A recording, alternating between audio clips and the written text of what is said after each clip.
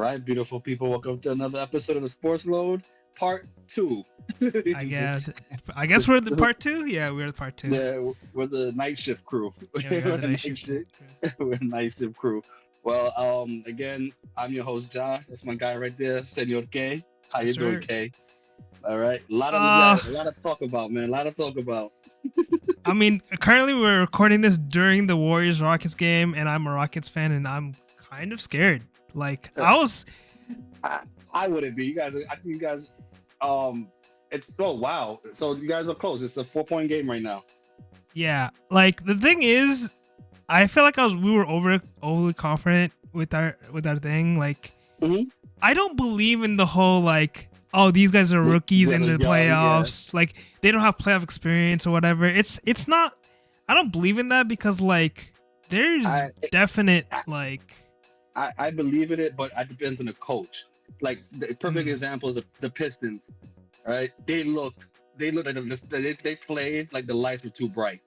I feel like, but the NBA 21-0 run, 21-0 yeah, run. I agree. They're winning though. That was the thing. Like they were winning though, and then they just like they did the lights got too bright. Like the Kyle Shanahan effect, where it's like they were dominating and they just fucking like choked it all. Here's the thing. That whole time you saying that, like the biggest lead they had was 8. I wasn't worried at all. The Knicks are a fourth quarter team. This is what they do. I think unfortunately the only team that I'm just like, yeah, this is just done is the Grizzlies, right? Like every other matchup was like close. I guess you can say Miami Cavaliers was not close at all, and maybe Boston was not close at all against Orlando. But like I thought it would be. I thought, and but then like Tatum injuries going to be serious. But the rest were like they were fighting back and forth. Like even the Dallas Maverick game? No, wait, no, the Kings game. Wait, hold on. You talking about the Denver game? The Denver went to overtime. Denver went to overtime. Sorry, last night's game series. Yeah. It was Denver. Well, the Milwaukee game was blowout. Milwaukee was a blowout. I knew that was a blowout because I think Milwaukee's chalked. I think they're done. I think they're just done for it. Who else played? Oh, Lakers. Timberwolves. I think was just. That's gonna be an interesting one. I can't wait to talk about that. I have a lot to say on that one. So I mean, I kind of changed it up the design, the layout of our recording. Obviously, Garrett, he does it differently. But check out our fucking YouTube channel. I know, but we are also gonna stem it out to IG as well as TikTok. Hopefully, maybe Twitter. I don't know. Every social media, I think we're running it. But yes, we are. This is great. We're gonna be everywhere, guys. And also, listen up. This Thursday, 8:00. We'll probably start the stream a little early, like 7:45. I guess to get the pregame. Yeah. Get our last draft off. We will be live streaming the draft, the first round only. Yeah. We're only doing first round. we have jobs and other lives and families, but until we get shit, the money starts rolling in, we'll be 100% dedicated to all of this. Yeah. But for the time being, we'll be live streaming on all major platforms, hopefully. But definitely YouTube, Discord, Twitch. We'll be on there live, so please tune in. And things are looking well. We have a sponsor. We'll announce it on the live stream. Yes, sir. Because I want to make sure we get the discounts or whatever to promote, and they'll also in return they'll promote our platform in all those in all their outlets, and they have a lot of customers, to say the least. It's a niche product for everyone, I guess. Perfect. All right. So be on the lookout for that. So let's get right to it. Like WrestleMania. Oh jeez, yeah, that just happened too. Sorry, but that just happened. And John, did you watch the first night? Yes, I did. Yeah. So before we get into that, like I was a diehard wrestling kid. Like I was diehard. My era was the Hogan, and then I survived the Hogan era, the Ultimate Warrior, the Macho Man era, and then to Stone Cold, The Rock, all those eras. I left when Stone Cold left. That to me was my favorite wrestler of all time. That was my guy. And then I left. I didn't see the Batista era. I didn't see the Orton. I didn't. Those were they lapped me. I couldn't get into it. Yeah, unfortunately. My daughter, she got into wrestling, and that's what got me into it. So last year, I'm back in. She hooked me into it. So I've been up to date with what the hell's going on with wrestling. I'm And glad. You know. yeah, I'm so happy. And here's the thing that's gonna probably sound, maybe you're right, because you've been watching it for longer than me, not more recent. Yeah. I'm enjoying the women's division. It is fun to watch. Let me tell you, it was just eye candy when it was my time. Yeah, they were just straight up models. Yeah, and there was no wrestling. Probably two legit wrestlers, and everything else was just, it was like wet t-shirt content. It was very, bathroom breakers. It was like 5 to 10 minutes. These women are the most. I mean, they're athletic. These are like you can see like they could be in the UFC kind of girls. They built like UFC athletes. Oh yeah, 100%. They're really, it's entertaining as hell. Like the women's. I know Cena hasn't been wrestling in a long time. That was the wackest match overall between the two nights. To me was the main event because of the hype. And then I was never a Cena fan to begin with. Yeah, you didn't grow up with him, so it makes sense. No, yeah, exactly. But watching him, I like technical wrestling. I could watch a technical match, like a Bret Hart match, which was not boring to me as a kid. Yeah. So it seemed I knew Cody was gonna carry the fight overall. And yeah, I mean, it was the least entertaining to me. It wasn't entertaining to me. But the WrestleMania as a whole, great event. It was it was really. I give it if I was to score it, 8 out of 10. Ooh, okay. I really enjoyed it. I feel like you're the optimistic in this show today, bro. Because I think this was like a meh show. I'm not gonna lie to you. Like I grew up watching John Cena, right? Like I was the complete opposite. Like I witnessed it like evolve in a sense of like time. Obviously, the Vince scenario happened and Triple H took over, and in creative and stuff like that. And the situation is like I wanted John Cena to win because you can. My argument with a lot of the story development for WWE is, okay, so what's next, right? Like, what is who are you gonna have him verse after this, right? Sorry, breaking news. Golden State is winning by 3 now. Okay. All right. So just go on. I'm just letting you know. I'll let you know when it's tied. Yeah. I thought you were going to say like breaking news, like Steph Curry just like ran into the locker room and I'm like, hold on. No. But Thompson is down right now. Your Thompson he's injured right now. I think he can battle through it. But the whole thing was what's next, right? With John Cena, you can kind of go like all right, so comparing this to like UFC and boxing, if someone wins a title, you kind of see who the number one contender is, and it's like, all right, like this is gonna be a good match or not. In WWE, they kind of do that, but the scenario is they kind of just run it back to back. Like in UFC, you can have a fight, and then in 3 months later, like Alexander like Volkanovski, whoever can fight again in 3 months. But like in WWE, it's next month. So it's just like the burnout's really quick in WWE. Yeah, they're performing like what 300 days in a year, right? I mean, like there's obviously breaks. They get breaks, obviously, but like with the story writing is like back then, and I know you understand this. Like Stone Cold was the champion, and The Rock will come out, Triple H will come out, Undertaker will come out. Like you had diversity in different guys. You could there was more main eventers. There was more like I can see him win. Now, granted, like back then there was no like leakers or anyone that like reports like this guy's gonna win or whatever. Like nowadays, social media is very like popular now, obviously. And we used to get like the newspaper leaks. That's the only thing we don't know. Like like in the NBA back then, like you won't know a trade would happen until like either ESPN reports it, like you're watching it on TV or whatever. You just check on Twitter and it's like, breaking news, Luka Doncic just got traded at 1 a.m. You know, like you would wake up and like kids in school would be like, yo, did you like, or you get the back of the newspaper and it'll be there. So I mean, I understand where like you say like it's a good thing. Like there's WWE, like women wrestling is improving, like the evolution's there. I just don't know what they're gonna do with a lot of these like title changes, right? Like John Cena, I could see them go, The Rock or whoever. Like I think The Rock was supposed to be in the main event, but like he kind of bailed out and stuff like I think there was a lot of like cancellations in the main event. That's why it was kind of like dull. Like Travis Scott came out, and I was just like, that was all. That was like, I knew he was gonna show up, and I knew he was gonna get hit. He was gonna get his get back. I mean, Cody's gonna get his get back. But I was like, it just happened so.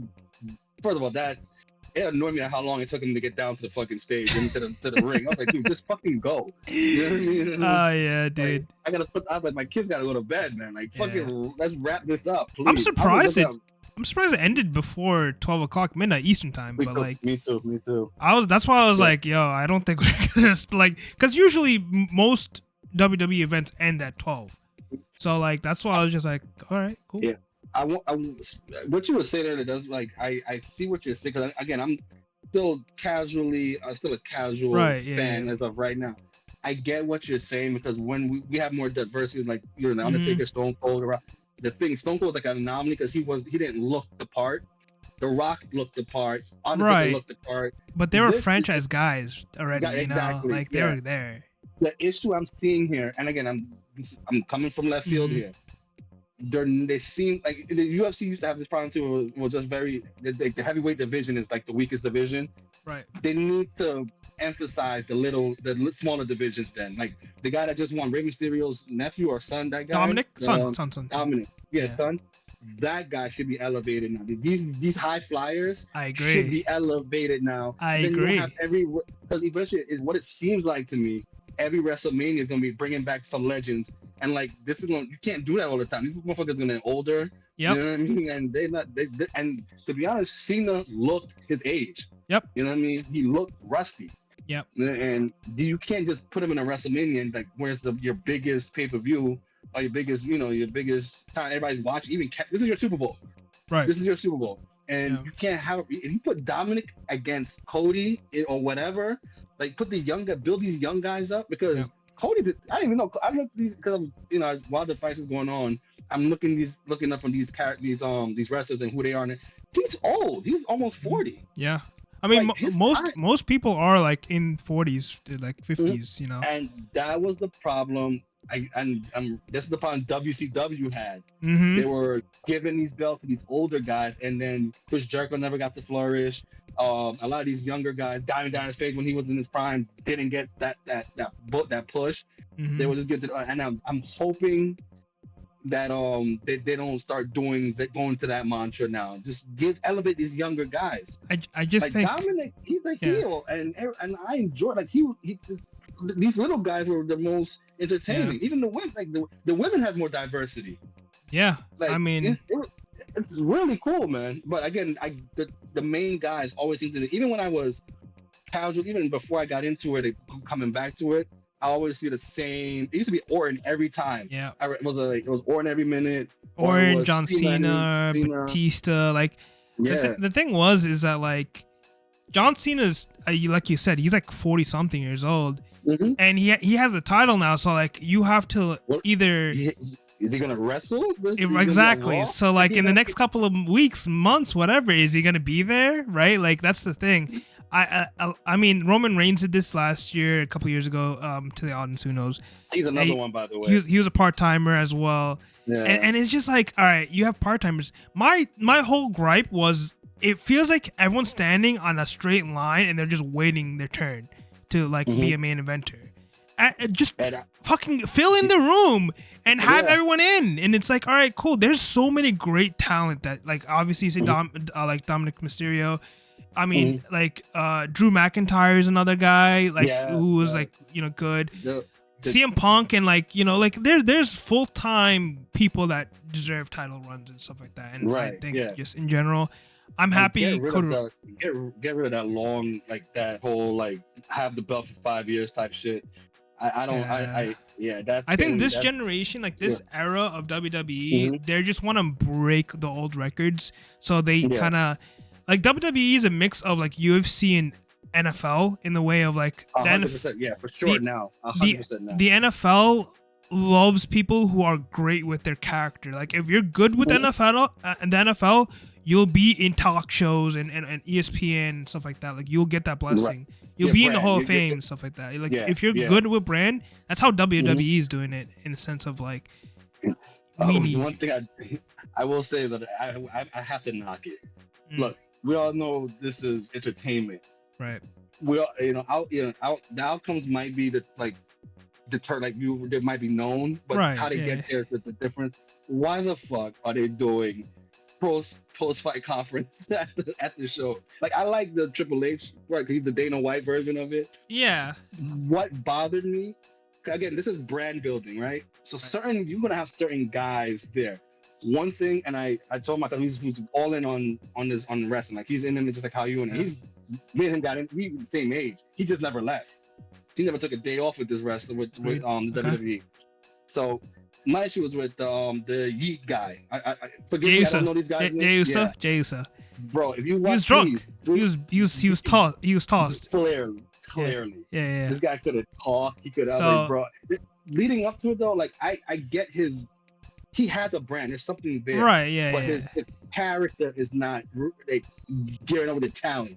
Yeah. He needs an acting coach. You know what I mean? Yeah. I mean, okay. So he's Roman Reigns' cousin, Rikishi's son, right? Yeah.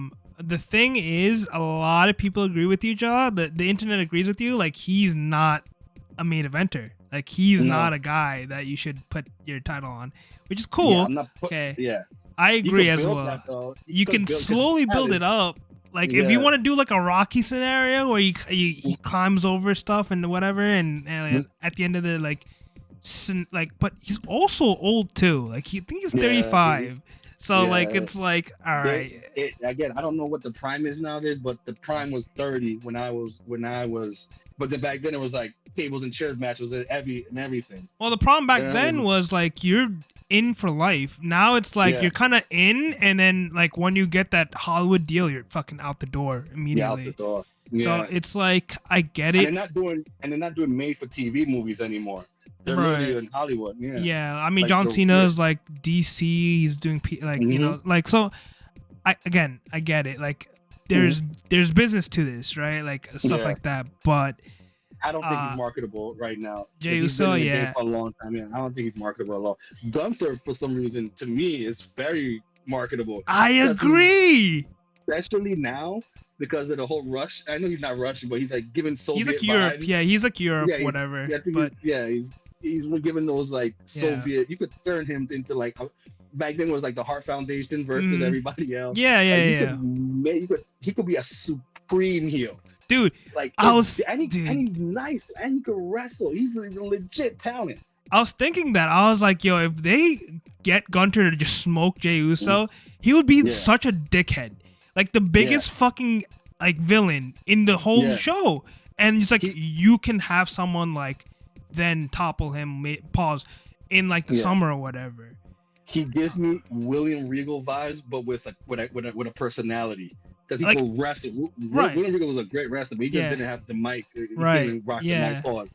This guy though, he could do it, man. He could be the ultimate heel. One thing I will say though, like the WWE does not have a heel problem. No, it's easier to build up heels now. Yeah, the heels are really good. I love the heels. I root for the heels more so now than I did back then. I was also saying, I was telling my friends, I was like, if they want to continue the Cody Rhodes scenario, like it's harder to make a resume for a face title run, right? Compared to a heel run, because it's just easy. You just throw like some people who are like hype and stuff in the crowd, and it will work. With the face run with Cody this past year, it was meh at best because everyone knew he had some sort of scenario where he has to play against either John Cena, The Rock, or whoever big at the end. I think he should have turned heel. I think he should have turned into a bad guy at this point at WrestleMania. Like Travis Scott comes out and helps Cody win. Cody Rhodes. That was the Mike Tyson when Shawn Michaels and Stone Cold. He backstabbed Shawn Michaels and helped Stone Cold win. But it also kind of just like revive like your run still. Like you still running with it, and it would just be like, all right, now you're the dickhead. Like you were fighting dickheads, now you're the dickhead. And that kind of just like people will be like, okay, now like how like the Chiefs basically were like good guys because they toppled Patriots. Now they're the fucking villains of the league. It kind of just keeps the energy up. Yeah, the thing is, I think that's what they want to do. They want to keep him winning so that he becomes hated on. But the thing is with him, my knowledge with him is very minimum. But from what I gathered, like, he was always coming up short in these big moments, and then he finally got his moment last year. Yeah, you know what I mean. The issue with him now, I think he might be just a baby face. The heel might not work for him. Again, I don't know. Right. I don't know if he can, but he seems to me like the ultimate baby face. He's basically a new John Cena. He's the new John Cena. That's what I meant. Yeah, he's John Cena. He's the new John Cena, which I'm like, okay, but like, see, when Cena turned heel, like, again, I never liked Cena, but it was perfect because you could easily say he went Hollywood and then made him heel. You know what I mean? Basically, essentially, It was an easy fit. That's why people are going like this, shocking, and like, dude, he went to Hollywood. The script writes itself. You know what I mean? Like, he got caught up in that system, and then boom, he's a heel. You know what I mean? Like, come on, The Rock and him had beef when Rock did his own WrestleMania run. It's only right he was gonna go heel. It was it was great, but I just see Cody as the ultimate babyface. Yeah, and I think out of that, from what I've gathered when I watched, he is like, everybody had a mixed reaction to every wrestler there, except for him. He seems like he's the ultimate babyface. Right. Like, I'm pretty sure Rey Mysterio, I keep saying Rey Mysterio's son. It is Dominic, right? You're talking about Dominic Mysterio. It is his son. He's a heel, isn't he? Yeah, he is a heel. Technically. Well, Look at the pop he got. Yeah. Look at the pop he got. That's not a heel in my era. That's a guy that's the Stone Cold Steve Austin of my era. Yeah. There's a lot of tweeners. Like, a lot of people cheer for the heels. That's what they're tweeners. I like that, though. I think that's great, because then the lines on, there's no good guy or bad guy. It's blurred now. Yeah, I agree. Just go out there and be entertaining, and then the fans will decide who they like and who they don't like. I also just think, just have like a reasonable storyline. Don't be like, I don't like you. Be like, hey, like, you messed up my match. Now I'm gonna fuck you up. Like, that is a reasonable, like, John Cena was like, you guys booed me for the last 20 years and called me Cena sucks. Yeah. Right? and then it's like, okay, reasonable heel turn. Don't be like, I didn't like the guy. Like, it just makes no sense. I just didn't like it personally. That makes sense. But like, when he comes on the stage and be like, you guys fucking like bullied the shit out of me the whole 20 years of my career. Yeah. And now, like, I come back and everyone's cheering for me. Fuck you guys. Like, that's great. Phenomenal. That's pretty dope. Yeah. Again, I just don't see where they can go with that one. Like, I can see every match that I saw, I can see where the story can go to. The main event is just, seems like it's just stuck to, like, every year's a new legend to fight with. At the Royal, and I think that's corny. I think that's like, you're gonna have Stone Cold come in a wheelchair again. He fucking ran over somebody today. No, he bumped into like the barrier, and she just had a heart attack or some shit. Like, yeah. Oh, you can't do that. You know what I mean? Like, kids have anxiety nowadays. Stone Cold had a neck surgery, so I don't know why he was like fucking doing all that shit. Yeah, I don't know, but it's just the main. Like, I don't know where Cody and the Cena thing gonna happen. Yeah.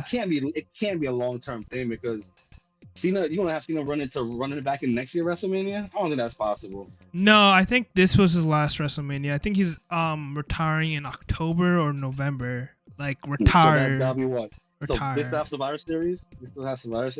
They have SummerSlam, which is in July or August, and then they have Survivor Series, I believe. Yeah. So it's around that time. Yeah, around that time he's retiring. I mean, I think he's gonna give it up by SummerSlam, because SummerSlam is a 2-day event as well as in New York. So MetLife, and probably 3 nights too, because of the Raw is probably gonna be in the Garden or Barclays. Yeah, Barclays, Garden, either New Jersey or Philly or whatever. They always do that shit. I mean, again, I did like the main event from Saturday though. That was a great main event. Yes. The ending, yes, that was great. I called it, like, me and my daughter, because she thought she had CM Punk. I'm like, the ultimate. Nobody was talking about Seth Rollins, right? Yeah. Yeah, I was like, that it'll be him, because nobody could see that. It's the classic double cross. You know what I mean? Yeah, agreed. Look, it's funny like how these things. I left the game like over 10 years ago, and I still come back and like I know exactly what's gonna happen here. Like it's rehashing it, but in a good way.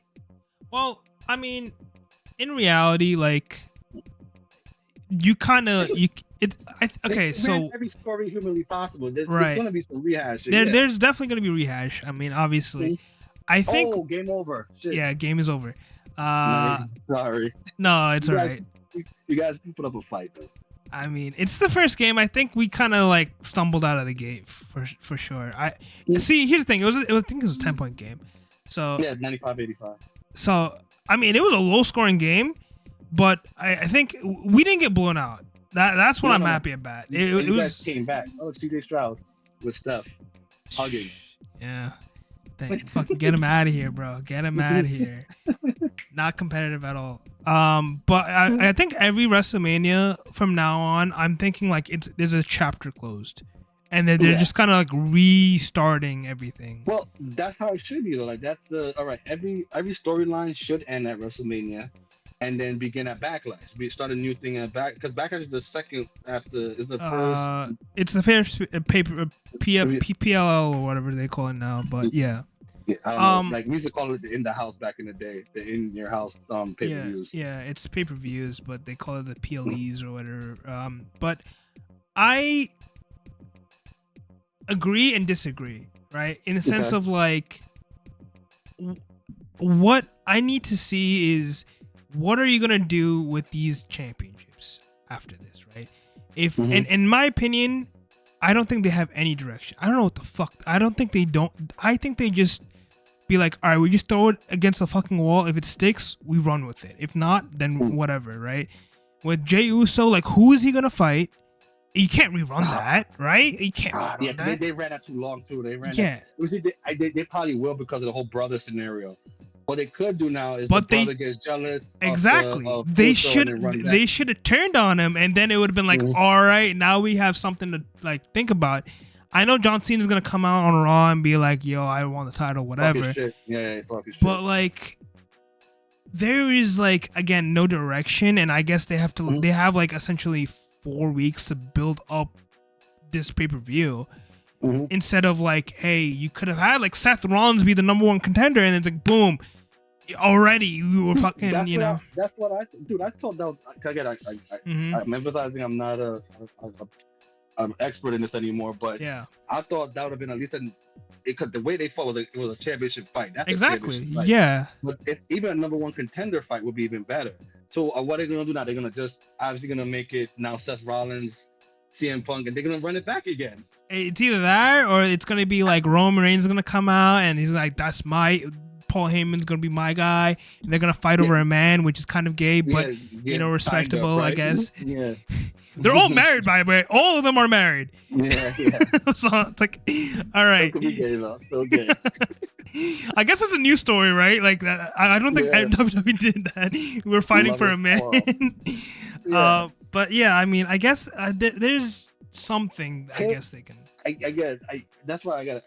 If I'm gonna bring back my era to this era, like pay attention to the fatal 4-way matches, because they tend to dictate where the storyline will go. Like for instance, then the Dominic Cruz, Dominic Mysterio. Dominic Mysterio. Yeah, I'm horrible with names. Let it be clear, I forget my own kids' names from time to time. All right. So I think that's a dad effect, bro. Yeah, every dad does that. I'm running on Windows 95 still. Okay, my brain it just files on files. Right. So anyway, yeah. So Rey Mysterio's son, clearly that match, you could tell the beef is gonna be now him and Finn Balor. Yeah. You found that out throughout that whole match. Like that was gonna happen. So those matches, just by performance alone, is gonna dictate where the storyline. They had a great match. The guy who looks like Ryback, I don't think he's not a marketable guy anyway. He's Scott Steiner's nephew. Son, yeah. Oh, yes. Yeah, he's Rick Steiner's son, though, right? Yes, Rick Steiner's son. Yeah. So it makes sense. He looks like him. Yeah. But I was like, he's not. He's projected. He's a brute. Well, he's projected to be a main eventer soon. a lot of people had him like if you see like the money line casino things, he was the favorite to beat Gunther like before Jey Uso. Yeah, he was the like they believed like Gunther was going to run through WrestleMania to like SummerSlam, and then either Gunther was going to play versus Brock Lesnar, which is a gray area. I don't think anyone wants to talk about that, or Scott Braun Breaker. I think it was one or the other. Okay. Yeah, I think he's young, I believe. So he has time. He's still young. He needs to develop into something. But again, like I've seen this kind of act before with Rhino, like the Rybacks, those big group guys, and they break down. They have a very small window. Yeah. So you have to, if he's gonna turn into something now. Because those guys break down, and he's athletic as hell. To his credit, he's very athletic. Yeah. But again, he's just a brute. You know what I mean? And it's in his genes too, because his uncle and his dad didn't last long in wrestling. I mean, because of injuries. They were taking steroids. Like they were like proven. A different era, for sure. Yeah, they were, especially Scott. Scott was after breakfast. You know what I mean?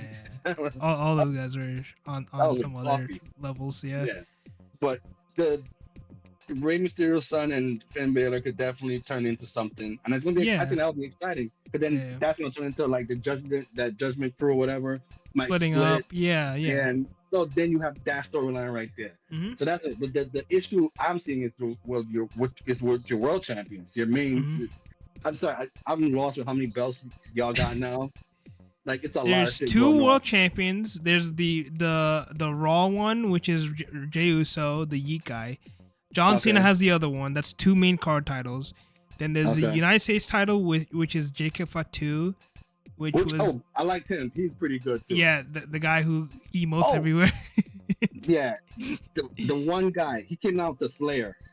Damian Priest. I like him. You do. Like that guy. I like that guy. He's from the Bronx. Like he's Dominican, really? I believe, or Puerto Rican. Puerto Rican. Yeah, he's Puerto Rican. Yeah. He's a Yankee fan. Yeah, he's a Yankee fan, dude. Okay, that's nobody's perfect, right? Yeah, I know, perfect.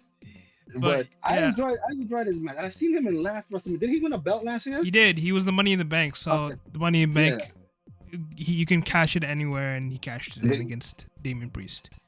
And he held it. He held it for a while until he lost to Gunther, I believe. Oh, okay. Well, see, that makes. Yeah. I like him, and maybe I don't know how old he's or whatever, but he seems like a marketable guy. That was a great match. That was a nice. I enjoyed the hell out of that match. It's pretty good. He's like 40. Oh, what? Yeah. Is everybody in their 40s? I think he's 40 or 30 something. He's 42. Damian Priest is 42? Yeah.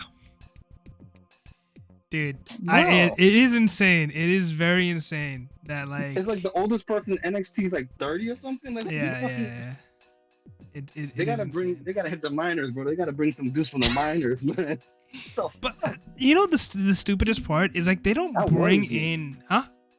That worries me, man. Because you're gonna rely, and it always seems to happen because it happened in my era as well. Stone Cold, there was like a rehash. Triple H won a belt, and Stone Cold won the belt, and then it was The Rock's turn. It was like then the Taker never really got a belt to like WrestleMania once, and then that was it. Yeah, I mean, those guys were younger, obviously, but like the way that WWE scouts is either like you have to already be in the scene from either Japan or something like that, so they just scoop them up, or like they're like failed NFL athletes and like professional like wrestling. Like there was a like Olympic guy or something. Yeah, there was an Olympic that like joined WWE. He failed to be in the WWE, and then he went back to college and something like that. I forgot his name. I think it's Gable or something like that. But like, Dan Gable or no, Dan Gable's a UFC fighter, I believe. Chad Gabs, not Chad Gable, Stevenson. Stevenson? I don't know. But it is what it is. It's just like I feel like they're just scouting like just rejects, and it's like unfortunate, but that's just kind of like how it is. And that tells me that like they're just picking guys out from like the street type of stuff. And that just tells me they're not. It's like the biggest move for like the last couple of years was like Conor McGregor's gonna join WWE. It's like, bro, like you don't need Conor McGregor. You need like the 20 21-year-old that can fucking flip around and do shit, Yeah. you know? Yeah. Like Conor McGregor is gonna give you like the pop for like 2 seconds, and that's about it. Yeah. Like, because then once he gets into the ring, what is he gonna show you? Like, what's his special move? Like, you know what I feel like WWE is doing right now? Like, the feeling of you buying something off of Amazon, and when it comes into your hands, you're just like, all right, I don't want it anymore. Like the feeling of like, oh, it's coming in like next week or whatever, and it's like, oh, it's here now. It's collecting fucking dust in my corner. Like, I get it. Like, it's like a gift you always wanted when you get it. It's like, it's all right. It's like whatever. It was good for that moment. Yeah. And that was it. Yeah. And that's not good. If it goes to just being moments, then you're not gonna. Exactly. But then they're really the only show in town, right? Like, AEW isn't really no threat to them. Like, and they're old as fuck too. You know what I mean? So like, they don't have competition, so they're just gonna go with what sells right now. And I do like, I actually do like Triple H as the owner and being like the boss. I like what he's doing. He has an old problem, and it seems to be I think it's just the same thing that Vince did. Yeah. Like, it's just the same scenario. I like he's giving guys the pop that they deserve. You know what I mean? Like, Cody Rhodes would have been. Right. If Vince was in charge with Cody, I think Cody would be this big. So I think that was the thing. You think so? Yeah, because that the debut of Cody re-debut, like, he was, I think, potentially supposed to win that night, and then Triple H pulled the plug. Vince was just ball washing Brock Lesnar until he couldn't get washed anymore, bro. Everything had Brock Lesnar on it. I feel like that's just the WWE. Like, they can't build anyone up, bro. It's just and this is why, like, guys like Eric Bischoff stood out. Like, he used to build these characters, but Eric burned himself out. Paul Heyman is usually good at these things too. I'm surprised Paul always, like, he had these guys before WWE or WCW had him. Like, he had Stone Cold before Stone Cold was Stone Cold. You know what I mean? Like, he had Paul Heyman. A good. He advocates for a lot of people. Like, Roman Reigns was kind of like a booed guy. Roman Reigns was projected to be like the next John Cena. But then Paul Heyman got into the like writing of Roman Reigns, and then now you see how he is now. He's I think he holds the record for the WWE title, like main event title. So yeah, like he had it the longest, right? Yeah, like he not the longest because there's Bruno Sammartino who had it for like 7 years or something like that. Like, this was like WrestleMania 1, you know? It's like it was crazy work. But modern era, I think he's like one of the best, and obviously John Cena is John Cena, but like. Yeah, look, I as much as I hate Cena, I know greatness when I see it. The guy is great. He's just not my kind. He's not my cup of tea. He reminds me of the Hogan, like that. I hated Hogan. My favorite wrestler was like Macho Man and Ultimate Warrior. Yeah, because they were like, they had problems. You know what I mean? They clearly had problems. Fair. I mean, I like vulnerable champions. Yeah, fair. I agree. Yeah. I also feel like Cena look like what the Yankees are just buying championships. He's the Dodgers. Yeah, he just was a yes man too much. You know, it felt that. I don't know. He just felt like that to me. He's just corny. He feels he's like the Superman of like WWE. But like, you want to kind of have the Captain America vibe, you know, or even like Spider-Man, where you relate to the guy at least, you know. Yeah. A relatable character, so I think Cody's did, but I just feel like it was just too little, too late. Cody's at that age now where you might as well just give it to him. You know what I mean? Like, this was like the feeling of like when Kevin Durant went to the Warriors, and it was like, oh, like we're gonna get Kevin Durant his first ring, or like LeBron going to the Heat, like his first ring, and it's like so Cody Rhodes John Cena broke the record. It's like, congrats. Right. This is it, you know? All right. Well, overall, so what would you give WrestleMania if you had to score it? Just because potential, I'll have to do like 6.5, 7. Okay. And see, you know more than me in this one. Again, I'm looking as a casual. I enjoyed it for what it was, what it is. Actually. Yeah. The event itself was, I'll say like an 8 as well. Like if I stopped watching WWE now and forever, I'll say like an 8. Like an 8. Like it was like the event was good, Las Vegas, so it was like massive. They had their pops, like Stone Cold came out, which was crazy. John Cena won. I popped the Stone Cold. Like, I did as well. I'm like, you see him? That was my guy. Well, it took forever for him to come out, so I thought like someone was trolling, right? Like someone was gonna come out and just be like, "All right, bro, like what's up?" But I mean, it was a good. Again, I didn't care for the main event, and I didn't care for the female tag team championship shit. I didn't care. I don't know why that was the co-main event, by the way. Like I don't. Yeah. Okay. That other female, the first, I don't know. I question that too. Like, why they have to me, the first, and then notice that in both nights, and this happened last year WrestleMania too.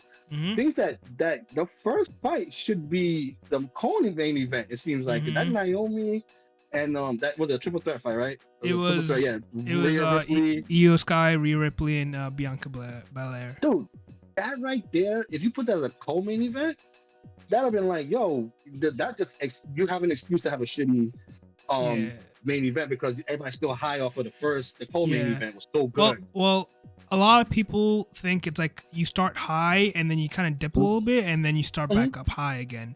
So I get the logic, but I get that. But that was so good.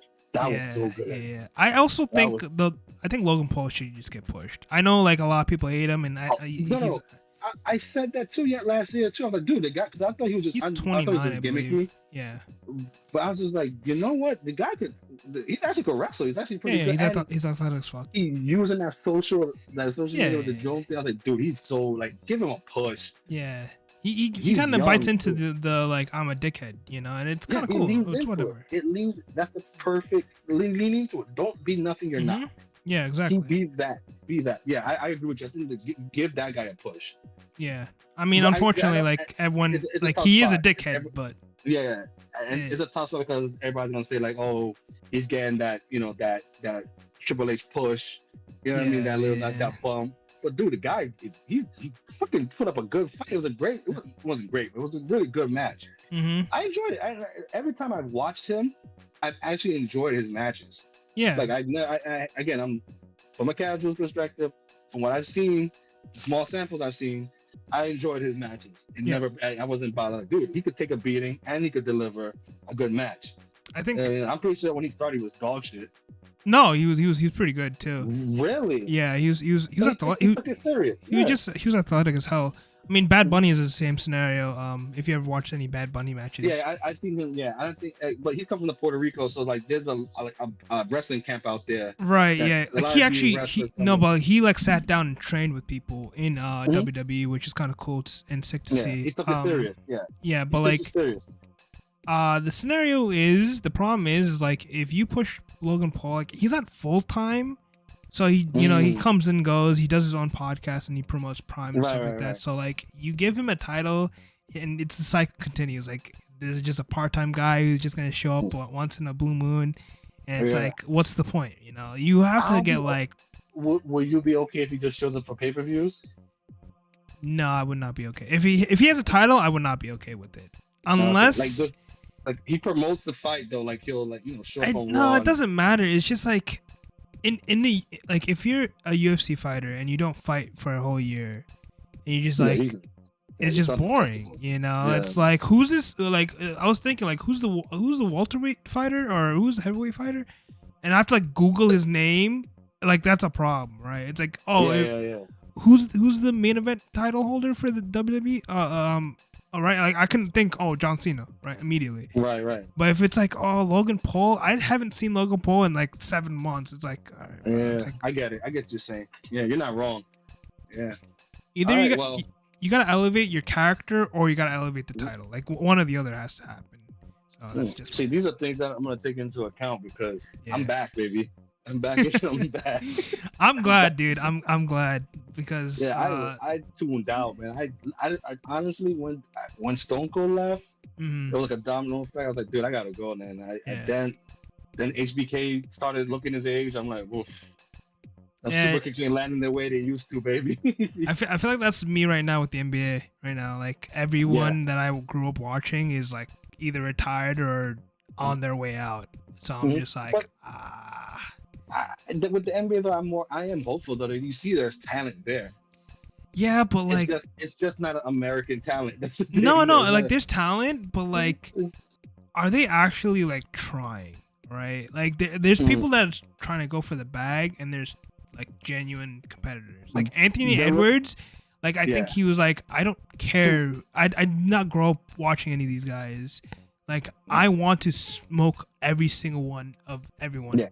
Right. That's I'm like, the one, I like that. That's that one of one mentality. Yeah. That's why if his trajectory, his potential is gonna be like the Jordans and the Kobe's, he has that potential where he doesn't. Definitely not. The money will come. Definitely not Minnesota, but I agree. Yeah, he can't be in Minnesota. He can't be in Minnesota. Yeah. He gotta leave. He will leave. I'm putting that out there. He's gonna leave. To be fair, if he does win in Minnesota, he'll be like cemented. He's a god. He would have an Anthony Edwards day, like in Minnesota. He'll never buy a bear in that town. Exactly. Ever It's again. like Giannis again. That city. Yeah. He doesn't have to ever worry about paying for anything ever again. But it's a small market. He'll have to go to like Chicago, New York, Miami, those kind of markets. Even at one of the, you can even go to Houston too, and so fucking that's a big market. And shine. But the thing is, Houston's a big market. The fans don't really show out. Like if the Houston played the Knicks right now in a playoff game, you'll see Knicks fans there.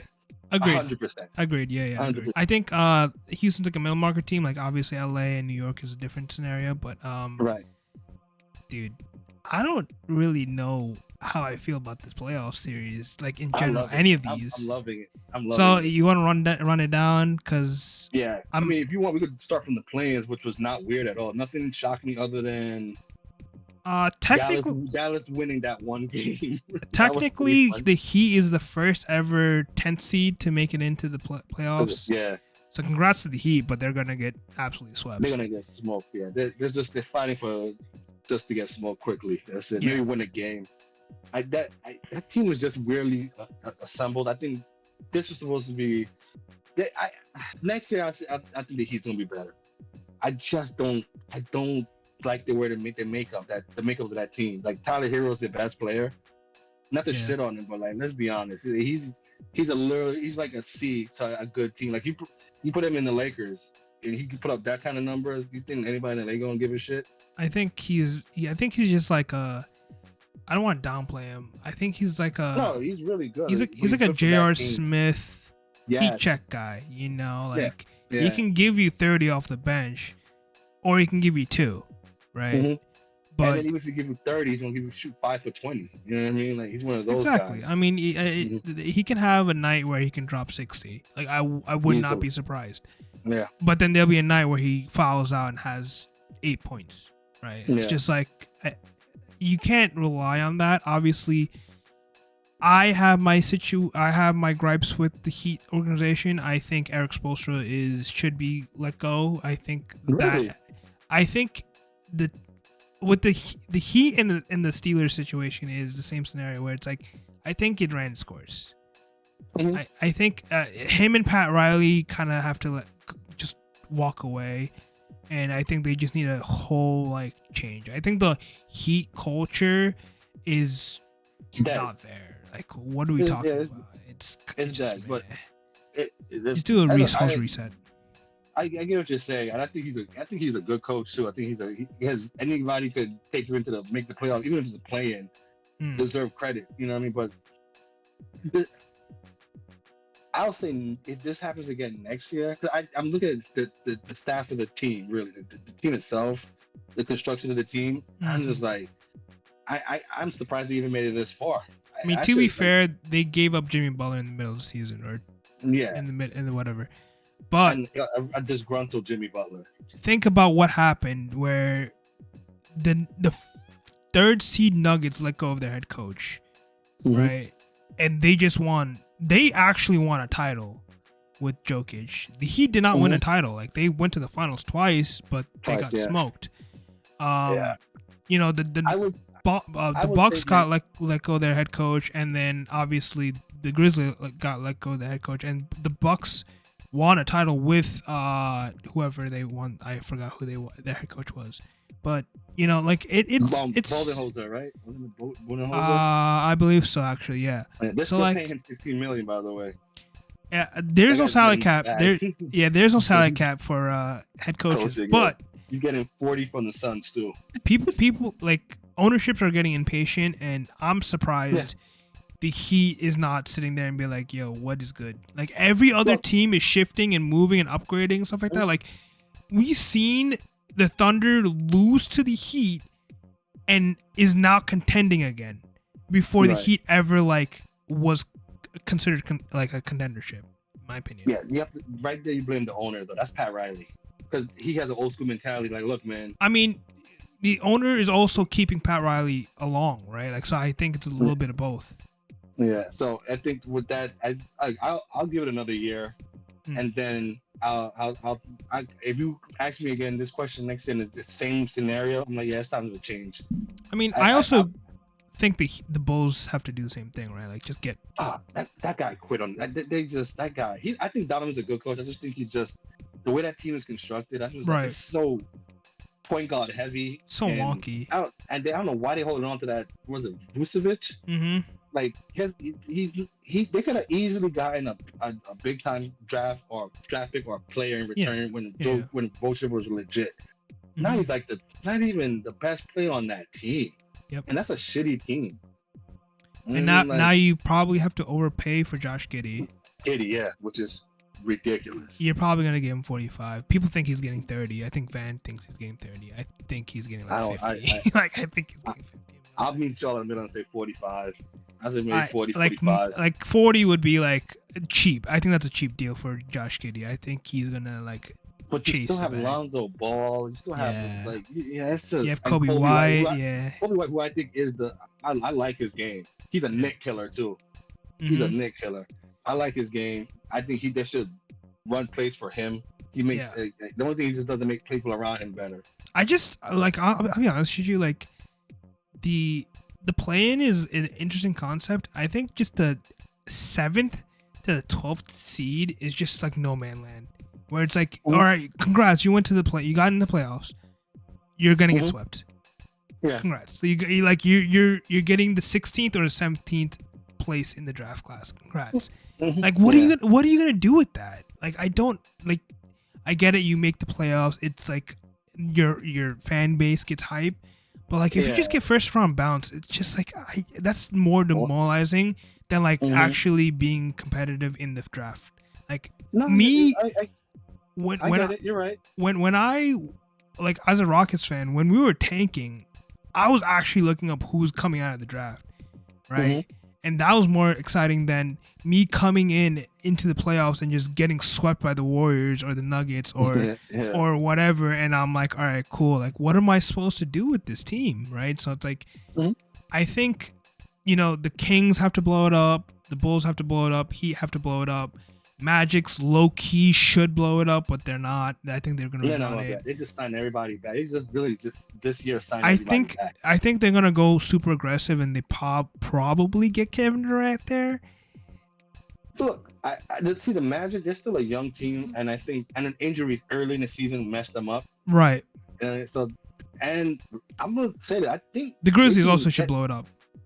I think they got to trade Morant 100%. I think he's done. They got to wash their hands up for this guy. This guy is actually, they're bad for each other. It's a bad match. This could end up being a bad marriage. Yeah. No, I also like I think they were gonna get destroyed, and I think we can talk about the series. Like we start with the West side. Thunder Grizzlies, they got blown up by like 50 points, and I stopped watching by halftime. That's crazy because I didn't even bother to watch. I knew a train wreck was about to happen. I was at my in-laws, and my brother threw on the game, and it was like a 30-point game, and I was just like, they should forfeit this series. Like, they should not even forfeit the game. Just walk away, because they were gonna lose regardless. I understand that, but them firing their head coach like 2 weeks before the playoffs like proved how sloppy that team was. Because there's levels to this too. Because when the Nuggets did it, it was literally just to make them come together as a team. Right. Where the Grizzlies is dysfunction all the way. But like there was, Jokic and Ja are not on the same level, so obviously I get that. But like they could not stop the bleeding. It was like a 40-0 run, and it was just like no timeouts. They were just sloppily throwing the ball like in the paint and trying to get Zach Edey a layup, and it's just like the Thunder was just on a fast break 90% of the time, and they were just dunking the ball, and I was just like, what am I watching? Bro, you know what bothered me with that? I did catch the game at the end because I couldn't believe it. Like, cause I was watching the Mets game anyway. That was more fun. But the Mets game was finished. I'm like, I'll tune in to watch it. I'm getting notifications and people texting me like, "Yo, bro, you watching this beatdown?" I'm like, why would I want to watch that? And it was depressing. Yeah. So when I watched it, the game, it was the last 5 minutes of the game. What bothered me the most, Zach Edey, some bench guy who was in regular clothes, and John Morant laughing on the bench, having a good old time. You're getting destroyed. Yeah. And you have the giggles now. Like, it's time for the giggles. Like, you just got on national TV mollywop. Yep. In front of everybody. Everybody tunes in. That's an afternoon game. There's people coming back from church on Easter. It was It was Easter Day too. It's like everyone was watching it. Everybody was watching it. So this was it's bad. That's an ugly loss. And they're only gonna make it up for slightly uglier losses too, like slightly less ugly losses. Just sweeping, like the Thunder just pretty much just showed out. Yeah, but like they put the league on notice. I think, like, if you come here, come correct. I agree. I think they're still beatable in some scenarios. I guess we're going to talk about more of the Grizzlies because what is next for them? Because I think the series is over. I think the series is over. What I'll do first, wait to see who got the number 1 pick and see if they want John Morant for it. I don't see that happening. I don't see that. I wouldn't make that, but somebody's gonna make. I think John Morant's got to go. I think Cooper Flag is better than John Morant, like potentially wise, right? Oh, he has the potential to be better than anybody right now. Exactly. So it's like maybe like the 3rd or the 4th pick, you can kind of like move up and trade up John Morant. I'll be shocked if he's in the team next year. I think he's gonna get traded. I don't know why, but when I saw like that Warriors game against the Grizzlies, I was like, John Morant is just, he screams, I'm going to be a Sun next year, like a Phoenix Sun. Anything for Durant? No, I think like maybe Durant, like he's just going to slide in, like there's going to be a 3-way forward trade. Or perhaps like Bradley Beal in a way where he this is not going to take that fucking... No, but I'm saying like, again, like a 3-way trade where like the Grizzlies get like a younger player, like I don't know, like Alex Caruso or something like that. And Bradley has to, or DiVincenzo or something like that. Yeah, Bradley has a no trade clause, which is hilarious. Only him and LeBron has a no trade clause. I know, but I'm saying like at some point. No, I get it. I know the Suns are gonna just try to make his life miserable, so he just be like, all right, get me out. Get me out of here. Yeah, it's very unfortunate. I don't know where. I honestly, I don't care where he goes. I think John Morant is a problem. I think he could be the potential like franchise killer. I think he can definitely be a good like 3rd star, maybe, or a 4th star at best.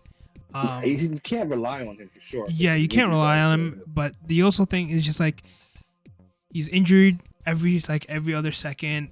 He's not like a face or a franchise guy. Like he's not gonna be like shooting up guns and be like, that's our guy. Yeah. So I mean, it's a situation where it's like either he has to be considered the villain, like how Trae Young is, or he just has to be in like the background of a team. Yeah, but Trae Young doesn't take plays off, man. Trae Young plays. Man. Agrees. He's just in a bad team.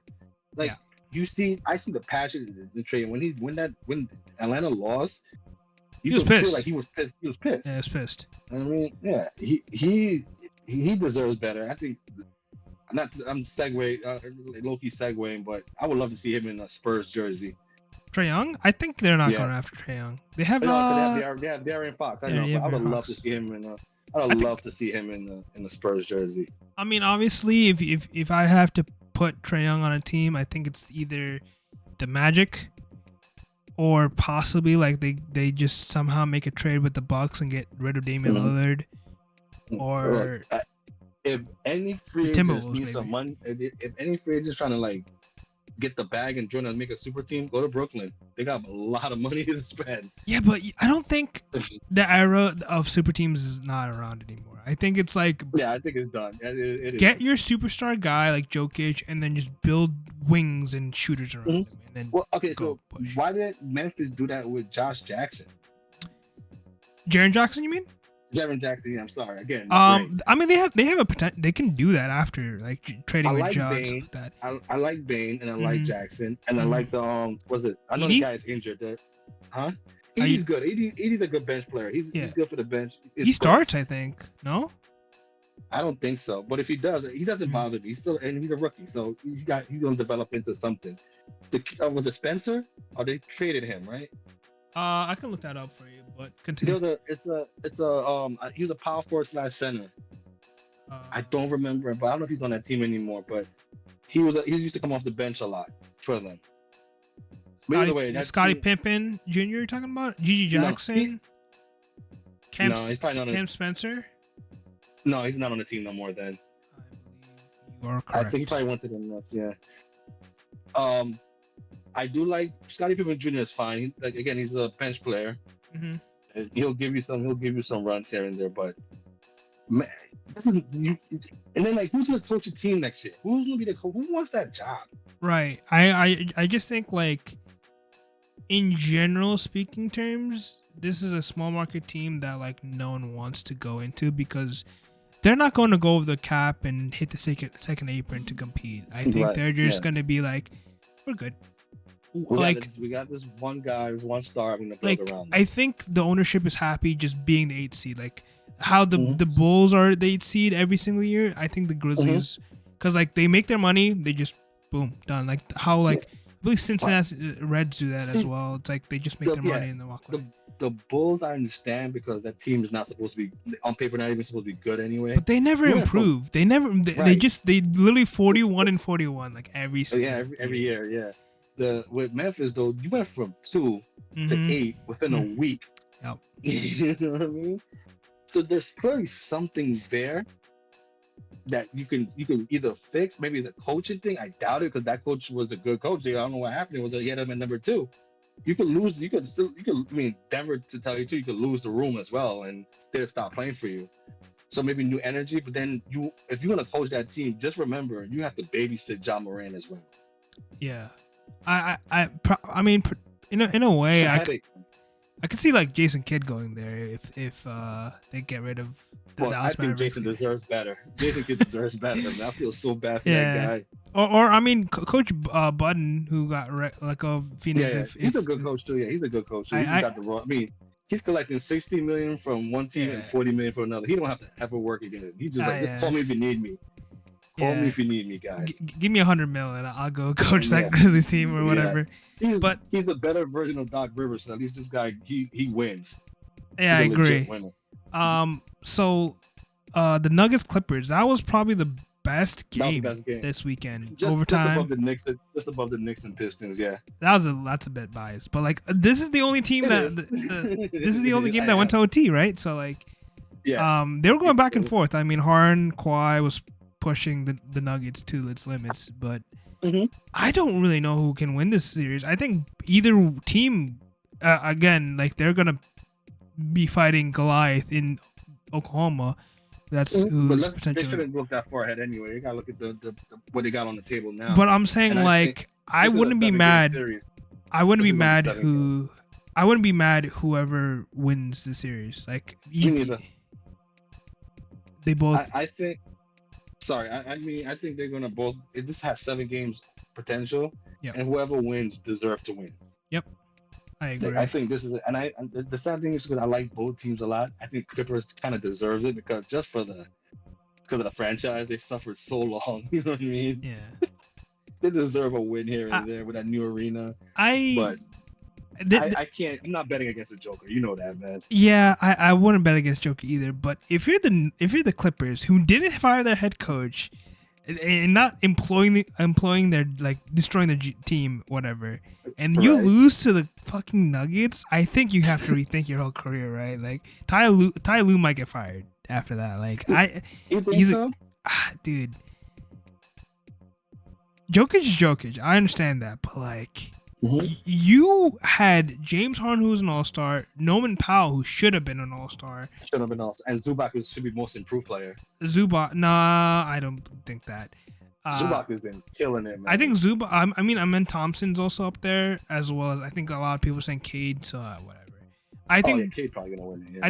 I think the most improved, going on a tangent, should be if you're not in the lottery, you're qualified in it. Like, you can't be the first overall pick and get most improved. It makes no sense. You're literally a franchise maker. Cooper Flag should not be considered most improved in 2 years. It makes no sense. But with the Clippers, the Clippers, if they get swept, I think Ty's job is on the line. I think, I agree. Like, look, you go 7 games. You played your heart out. 7 games. You buy another year. I mean, to be fair, I think the ownership thinks this team was gonna rebuild because they let go of Paul George and stuff like that. And this was just like all right, let's just see. Move it overall. They got better. I feel like they got better, but in reality of speaking terms, I don't know. Like, I feel like if it's just really, like, I mean, they went to OT and stuff like that and they were battling. If they get swept and they were battling the whole time, maybe Ty Lue gets one more year, like the whole Eric Spoelstra thing, like give him one more year and see what happens. But like, again, like there's no room to improve that team.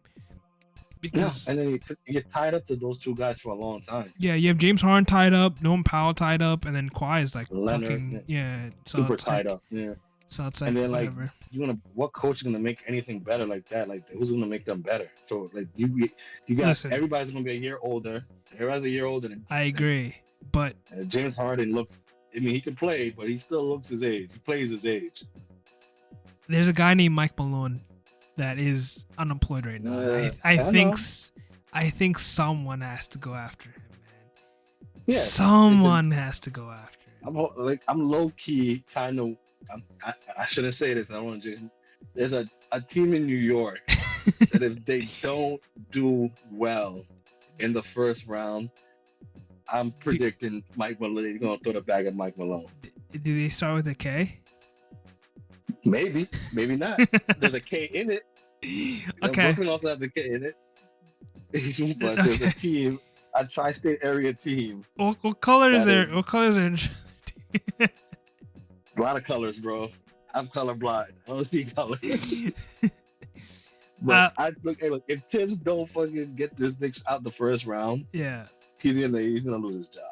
I kind of see it. I kind of see it. Yeah. I think he's a coach that can get you to the promised land, but he won't let you win the promised land. He'll just get you there.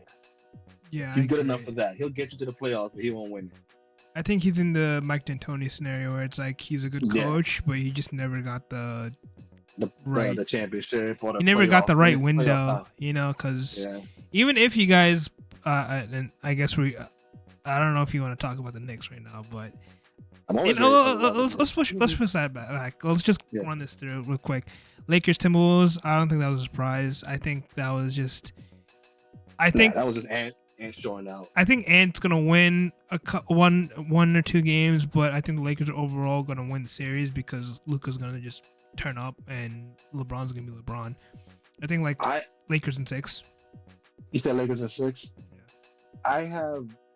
I'm interested to see how Game 2 looks. I want to see. I think the Lakers are gonna win Game 2. I just want to know how Minnesota loses Game 2. If it's a close loss, I think Minnesota is gonna win the series. Minnesota did its job. They just won. They just need to win 1 game at home in LA. So they got home. They have home court. Now again, it's it is what it is with home court in sports. It varies. But it is a mind fucking away. You know what I mean? Because now in the head they have control of the series now technically. Right. So I'm as of right now I'm not stamping it. I'll stamp all the other series. This series is interesting to me more so because I think Minnesota could pull it off. I think Minnesota could actually win it in 5.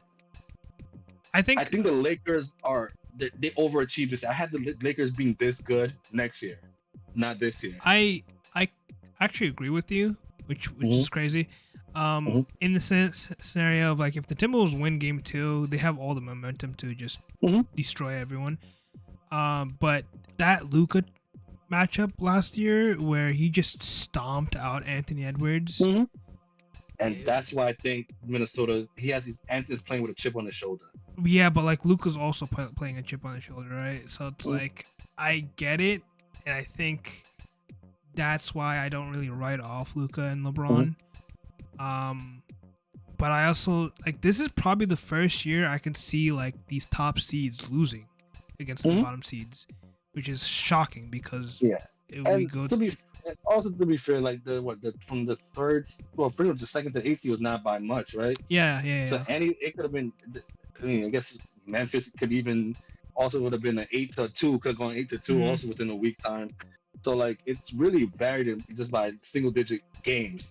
Yep. So again, I think the Lakers, or I know the Lakers are favorite. I just, for some reason, I'm not. I think this is Ant is playing with a chip, man. Like he didn't like that loss. That one hurt. Yeah, and it don't matter. It don't matter if it's the Dallas logo on it. It's Luka's team. Yep. I mean, he sees Luka. That's the guy that did it to y'all. Yeah. You know what I mean? So I think that's where I'm gonna.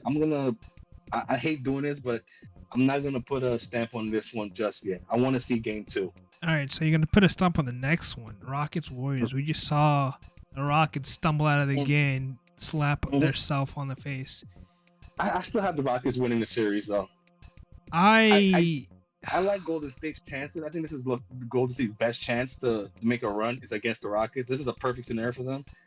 But I think what it's going to come down to, if the Rockets are serious, is because of the coach, Ime Udoka. If he got those guys playing, because look, the game would have been over. It could have been, that team fought today. They literally lost respectively. They were down by over 20 points. Yeah, and they came back in the fourth quarter. Yeah. So there's fight in that team. So there is such thing as a winning and a loss. You know what I mean? Like they had it down. They had them beat by them. They get up to 3 points. They could do it. So I still think Houston. I'll say Houston's gonna win the series. I unfortunately have to agree, and I'm going to jinx myself because I don't care. I think we were the best team in the season. We beat the Thunder multiple times in the season, stuff like that. I think well with them for sure. I think our X factor has to be Jalen Green, without a doubt. He had 7 points today. Yeah, 7. And he averages how much? Like 20 over 25. Like he was on a tear. He was averaging like 32 for the last 2 weeks. So like either it's the whole like Tom Thibodeau effect where like they're just gassed out of their minds, or the lights are too bright for him. And I just never was that type of guy. It's like, oh, you need that playoff experience. But I think this Rocket team, this is like a wake up call. I think they were just like, oh, we're just gonna run past them. How the Thunder ran past the Grizzlies, but the Warriors are the Warriors. You know, you still got. Look, playoff Jimmy's a legit thing, and Steph shows up. You know what I mean? Like, Steph and is Draymond the best. will keep. Yeah, Draymond is what I think is gonna end up happening. If the game, you cannot have Steph playing more than 30 minutes a game. You can't have him doing it in a series. You can't have the problem is they don't have a deep bench in Golden State. I think Houston could outlast them, especially late in games, which they almost did today. So I think as the longer the series goes, it benefits Houston. Yeah, I mean, when you said Jalen Green, on the other hand, I think he looked exactly like somebody that looked like yesterday. Cade Cunningham looked exactly very pedestrian. Yeah, lights were too big. I think they'll both figure it out. I think Jalen Green is too good for that to happen. Exactly. You know, I agree. I think he's gonna show up. I think Cade's gonna show up as well. Sengun was going crazy. Yeah, he showed up, but which I'm happy about. I expected that because the Ghosts don't have a center. I agree. I was also, but my take with that was I think Sengun is the guy you build around other than Jalen Green. Like I think you trade away Jalen Green, you keep Sengun in that scenario. Because I think Jalen Green is that other guy, which is like he is the Tyler Hero, which like he will give you 60, or he'll give you 7, and here you are. He gave you 7. Game 2, I wouldn't be shocked if he gives you 35. Like that's how it is. The thing is that the Rockets have so many bodies to throw at Steph Curry, and he will be gassed 90% of the time. Yeah. I think the longer this series goes, Curry is just gonna get torn down. Yeah. And that's where Butler comes in, though. That's the thing. Yeah, but the X factor is Butler. Yeah, but I'm saying like if Curry gives you 0, Butler can give you 30, but you still lose by 30 because Curry can't give you that much, right? Can't give you consistent numbers. I think Butler's Butler. I agree, but the Warriors run through Curry, and if Curry's not there, the buck stops there. Like that's it. Yeah. The Warriors' best bet is they have to punch them like what they have to play exactly how they played today, and just hold fort in the fourth quarter. Yep, I agree. Exactly how they, and that's the only chance to win. If the Warriors win, it's probably going to go. If the Warriors play like this, if they keep winning, it'll probably be Warriors in 5 also.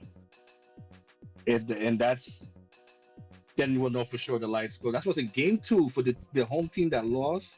It's very important because I expect all the teams that lost, all the home teams. Well, it's only 2 guys, only 2 home teams lost, right? So I expect Houston, and then the Lakers. I expect both of those teams to come out guns blazing and ready and be more prepared. I'm not worried. I think that's what I expect from both of them. I'm worried about how the Warriors lose and how the Minnesota loses in game 2, and then that'll dictate whether or not going forward is. But as for the Warriors series, I'm pretty confident Houston's gonna win. Yeah, I agree. I mean, I think Houston in 6 or 7. I think it's gonna be a what benefits Houston is their youth. So I think if it goes longer, it benefits them. Yeah. If it's a short series, it obviously goes. It means the Warriors won. Yep. You cannot go to Golden State 0-2 though. Yep. Out of those 2 teams that lost at home, I think the Houston is in bigger trouble going 0-2.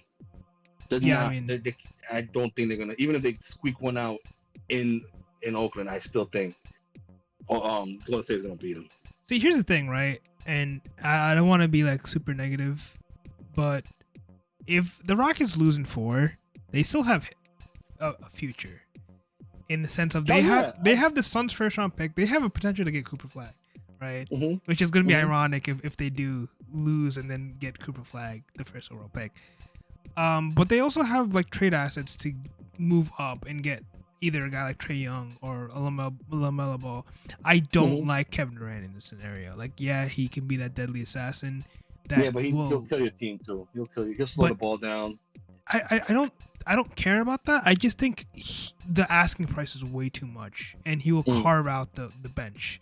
It's gonna be like 4 first-round picks, Jalen Green, probably like another bench player, and then like the draft pick this year. And it's like, for Kevin Durant, I think Phoenix is desperate. You could get Phoenix. I think they're too desperate. They'll take whatever they can get. It'll probably be just Jalen Green, and they'll probably a late pick. But like, they'll be happy with that. If you're a team that's super young, like this is the youngest NBA team in the playoffs, if you think about it, would you do that? Like, I don't know. Like, no, I don't think so. Like, if you get Trae Young, maybe if you get a guy like LaMelo Ball, sure. Yeah. I don't really like Ja in this scenario, but Ja, sure. That trade proposal you said for Durant with Phoenix, I think you should. If for Booker, I would pull that deal off. I agree. Yeah, Booker is a different scenario because you have him long term. But again, I think the favorites, whoever like where Kevin Durant goes, is Houston, like plus 200 or whatever, which that's a tough sell. Yeah, I understand why like the reasoning is because he's the guy that would take you to the promised land in the fourth quarter. Like, if he was in this game, we win because he's gonna give you 30. He will give you 30 in the fourth, right? He'll be a consistent shooter. He's a consistent scorer. But like, I just think the asking price and like how this team is like built doesn't work with them. Like, I don't think it works with them. But that is what it is. Now the Heat Cavs. Let's just run through this because then we get to the next. It's Cavs in 4. It's safe to say. Cavs in 4. Like, unless some wild buzzer beater happened, Cavs in 4, man. Cavs in 4 or like 5 genuine sweep. I'm saying 4, man. That's a gentleman's sweep. That's a gentleman's sweep right there. That's do us as fans, NBA fans, a favor. Get rid of that series. That series that's gonna be trash. Pacers Bucks. Pacers in 4. When is Dame coming back anytime soon? He's cleared with his blood clot, but Mm-hmm. I don't think he's like. It doesn't matter. Indiana in 5. I'll give him 1. I'll give him 2. I'll give the Bucks 2 because Giannis is Giannis. I feel bad for Giannis. I saw that he was the only one showing up in that game. Yeah. Look, dude, Kyle Kuzma couldn't give you anything. I'm like, see, you could be a shiny turd in Washington. Bro, he was doing his cardio, man. He was doing his cardio. He had 0.0 rebounds, 0 assists for like 30 minutes. Bro, he was just running back and forth. He was so bad. He was so bad that game. He was missing like floaters. Chris Middleton would have done the same thing, bro. Like, or he would have done more. I would have. You know what they should do? Start Gary Trent, because Gary Trent actually started off a run for them in the fourth quarter. Yeah. Start him. Tell Kuzma to come off the bench. You have Giannis, Lopez, and then there's another one. What's the kid? Prince. He'll be what, your 4? Yeah. And then I like the white guy. I forgot is his name Green. Grayson Allen? No, he's in Phoenix. He's a white guy that's he was jacking up threes for them in the first game. I don't think he's a starter. I think he's a bench guy. I want to say his last name is Green. I could be wrong. I mean, there's Kevin Porter Jr., there's AJ Green, and there's Pat Connaughton. He's a white bald guy. There is no white bald people in this. Really? I think it's AJ Green you're thinking about. Probably. He's white? Yeah. Yeah, him then.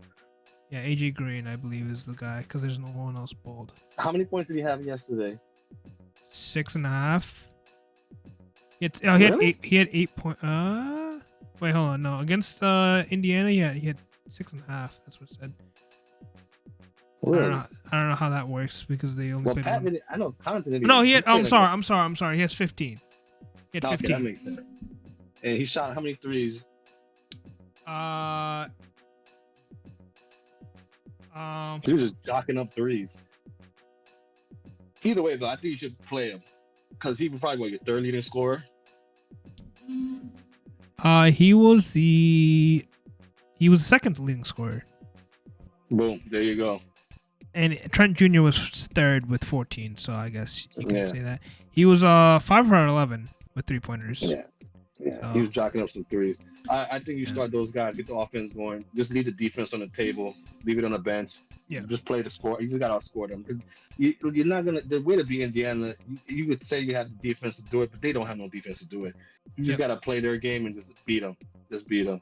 Indiana... I don't think Indiana's going to shoot like what they shot for 3. Like they shot the lights out from 3. I don't think they can't do that on a consistent basis.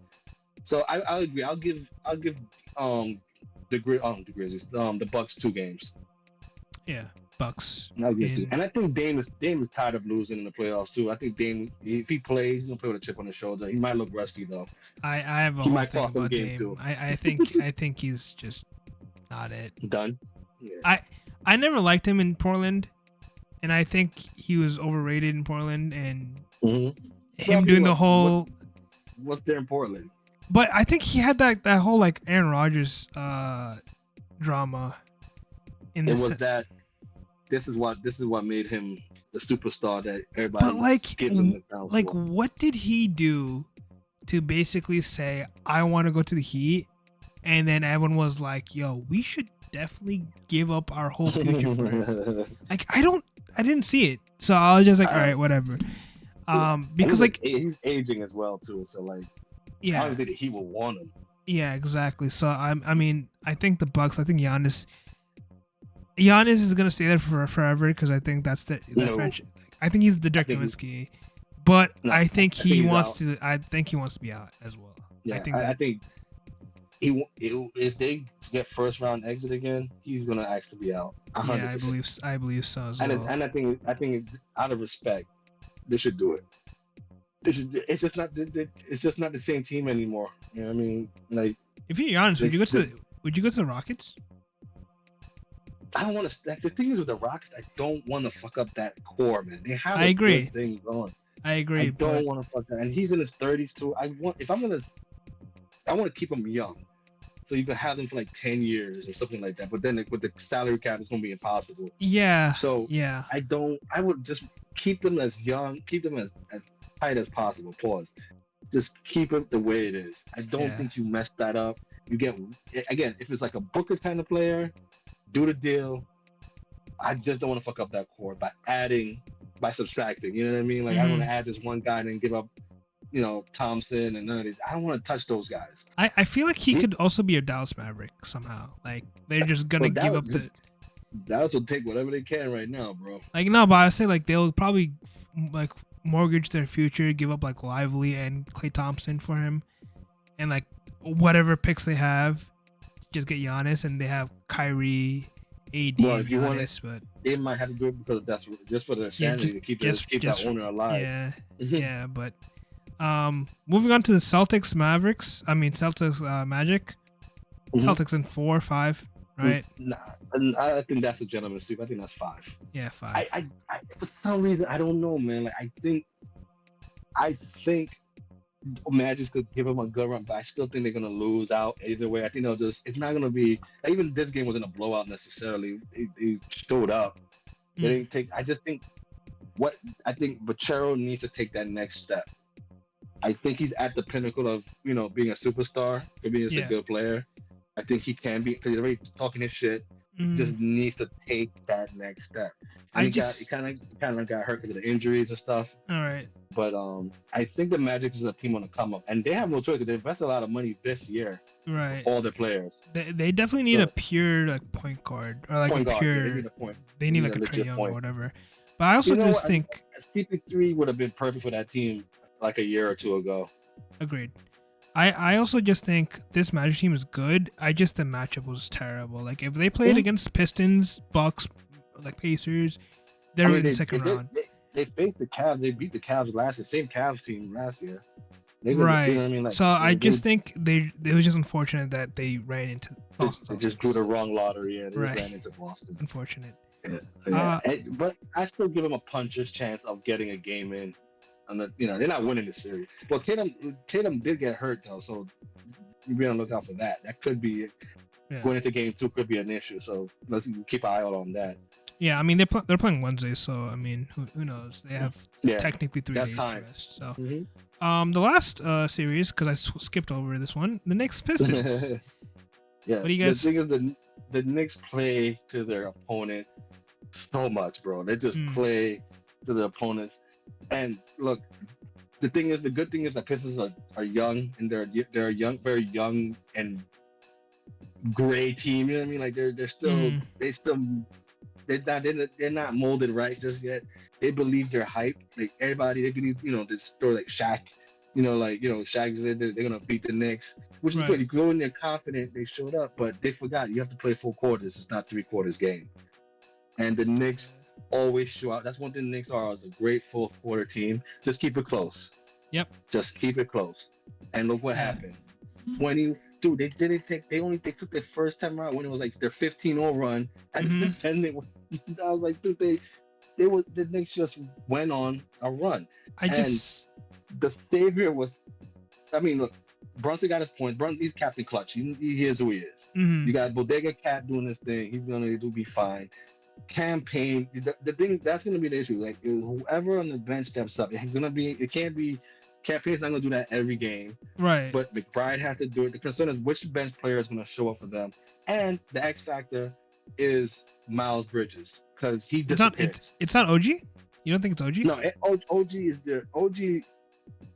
I think OG is your dog. OG's like, I'm not worried. Only thing I worry about OG is he stays on the court. Right. He's just shut down defender. That's why Cade couldn't get anything done. Right. And then OG will give you a good first half, and then she lock you down in the second half. Right. That's where I think Miles should come in the second half and be like. My issue with the Knicks is that I don't think they're utilizing Miles Bridges right. I said this a bunch of times, especially in this podcast, that I would rather, instead of when they go to the bench, they usually leave Cat with the bench. Let them play alternate. Yeah, I will leave Bridges and let Bridges be your main scorer, and Cat gets more rest. Right. You know what I mean? Yeah. And then Cat's your closer. Yeah, because I think Bridges is he's just lost, and it's because he doesn't. It's Cat and Brunson team. Everything runs between those Yeah, like I mean, OG's your 3-and-D guy. You know, OG's he's just the guy that does his job. He has a task, he does it. I'm not worried about him. That's why he's a shutdown guy. Bridges used to be that. We just need Bridges to fucking hit his mid-range shot, and I'll be happy with that. Right. I think that was like the whole scenario with the Bridges career, where he was in Phoenix, where they're rebuilding, and so he just had his shots up. Brooklyn, he was also doing that. Like he was the number one option, the main guy. Yeah. In New York, he's the fourth option, right? Like third option technically. Yeah. So like that was like the biggest question mark. Like you gave up 5 first-round picks for this guy. Mm-hmm. He needs to kind of adjust, and that's like the biggest question mark. I think this is kind of like the best matchup for you guys, other than like obviously Heat or whatever. Right, but like, this is the best. This is as good as it's gonna get. This is like where your standard could be, right? Like where you can mark your bottom, technically, right? So like, I could see the Pistons give a scary 2 wins, like give you 2 losses, but I ultimately think this is a Knicks in 6. Yeah, I'll agree with you. It's gonna be 5 or 6. If it goes 7, I'm shocked. Somebody got injured, or the Knicks just flat out. Yeah, barring any injuries for any of these, by the way. So yeah, right. Obviously, I said Knicks win. I just think that it's just gonna. To my Knicks fans, it's gonna be ugly. It's gonna be ugly. It's just there's gonna be a lot of like heart attacks. Yeah, it's as a Knicks fan, this is normal shit. Yeah. Brace yourself for some headaches. There's going to be a lot of those what the F moments. Mm-hmm. That's what we do in the playoffs. You know what I mean? If you have high cholesterol, don't watch a Knicks game. The only consistent guy I would say is consistent is Jalen Brunson. Everyone else is just questionable. Like they'll either give you 80 or 10. Like 10, everyone. Everyone. Look, Campaign is a perfect example. Exactly. He was the best Campaign. Mm-hmm. Campaign. That's all I had to say. Yeah. He went on a fucking 10-0 run on himself. You think he's gonna do that again? Exactly. Yeah, I don't know. I mean, but then again, Campaign never really played in the season, so that was the one gripe everyone had for Tom Thibodeau. Like play these bench players, and now he is. So it's like, you see, a guy like Campaign, bro, he's the player that you hate playing against. Because he chuck up these weird. He chuck up these weird shots. Yeah. But they go in. Yep. And it's just like, how? Why? Yeah. And he gives you headaches. He puts up these dumb shots, but it make you like you could literally, if he misses it, you go right to the bench. If he makes it, you just fuck it. You know what I mean? Yeah. It's like all right, whatever. Like a shot, I guess. Yeah. All right. That's him. We are an hour 30 in. Do you want to talk about the drafts? You want to talk about the mock drafts? We can do it real quick. Yeah. All right, let's do it. What do you want to go first? You want to do your should happen or will happen? Or you want to do my mock draft? What I think, just do your shit first, because mine's. Okay. I'm gonna have to breeze through mine's. All right. So, I have my mindset was what can shake up this draft to the scenario of every draft for the last couple of years, it was just like either standard or we knew who was number 1, who's number 2, and who's number 3. This is like the only year where it was like anyone can be. We just know who number 1. Maybe they're thinking like, oh, Cam Ward's number 1, but in reality, like Hunter or Abdul Carter could be number 1. Like, I mean, if you go back in time, 3 weeks ago, it was Abdul Carter. It was Abdul Carter. Yeah, right. It was Abdul Carter. And then now it's Cam Ward. But I was sitting there and saying, all right, like 1 and 2 is probably locked with Travis Hunter and Cam Ward. The Giants is probably the thing. I was sitting there. They're holding the draft hostage. I think that's where like the draft starts, right? I think everyone agrees on that. But the thing is like I was just like, all right, like do they really go after Abdul Carter? Everyone's doing the pitch of like Abdul Carter with Thibodeau and all these other not Thibodeau, Kayvon, whatever. No. Yeah, you're right. Thibodeau, Burns, and Goldston. Like that's a great trio and stuff like that. And I'm like, I feel like you guys are pitching it way too hard where it's not going to be realistic, right? So I was like, they have their quarterbacks, they have their running back, they have neighbors, and obviously this is a depth in the wide receivers, tight end, so forth. And on paper, can't. I'm doing something. I'm doing 200. Yeah. Okay, I'll do it. Sorry. Yeah, you go. Repeat what you're saying. No, on paper, Abdul Carter's a can't miss product anyway, right? I agree, but I Mhm. think they need to nail the O line first. I think they're gonna copy the Detroit Lions scenario. I don't see them going after quarterback ever in this scenario, so that's why I have Will Campbell at number 3, Ascengenti at number 4. I pitched this idea before where Ascengenti with the Patriots is kind of like they need to make someone splashy. They're not gonna just do like a standard like, all right, we got O line or whatever. Now number 5 is where the Eagles trade up and get Abdul That was Carter. a wild one. Yeah. I just think this. I don't know, man. The I Eagles. don't want that. That would give me I know. I'm like, fuck it. First of all, I don't want an O-line as a top 2. No. I agree. If it was like Penny Sewell, fine. Yeah. You know what I mean? Like, if that guy was in it that can't miss O-line, I don't, dude, if that happens, we're going to get cut off. Like, whatever sponsors we got, I'm going to lose my shit.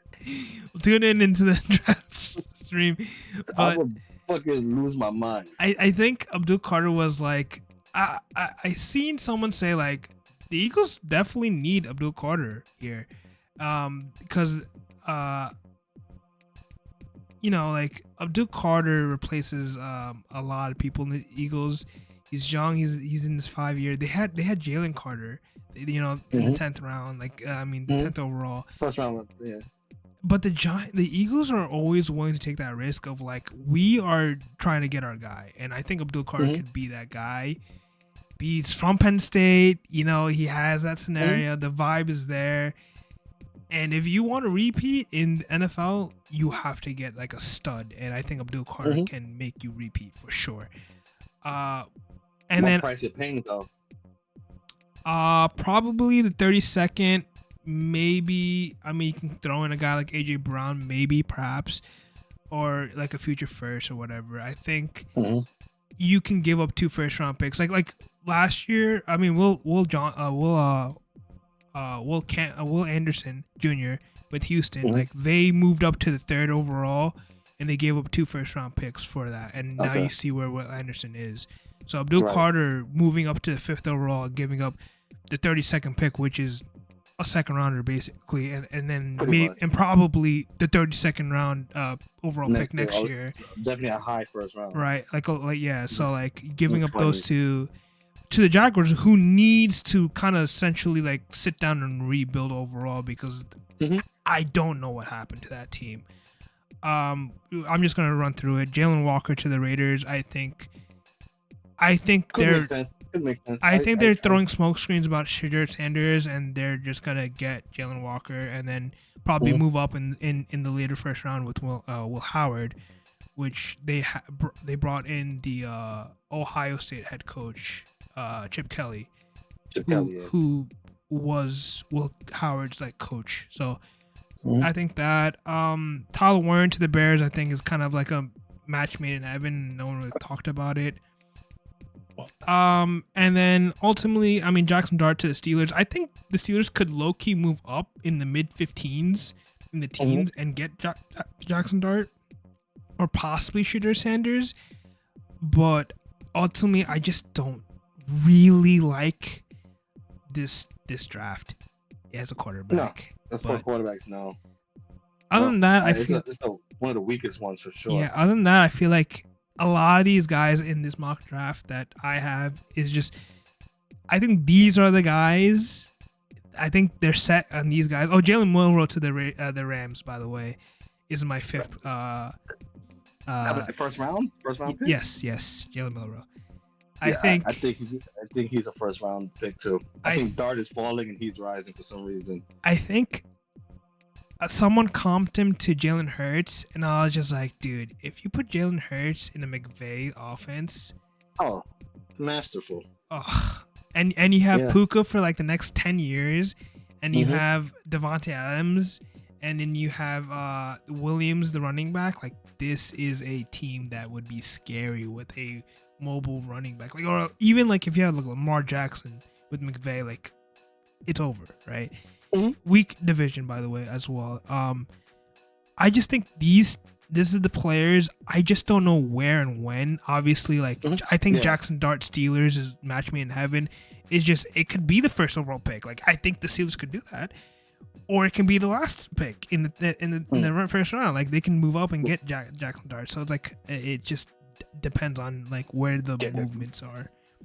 The quarterbacks, this is like the trickiest ones for quarterbacks. Like, you know, Cam Ward is most likely might go number 1, or he's not going past 3 for sure. Yeah. Like I know the Giants not gonna let him fall. If he's available, they'll take him over Abdul Carter and Travis Hunter in a heartbeat. Agreed. Whether we agree with it or not. You know? Yeah, I agree. Whether they should or not. Yeah.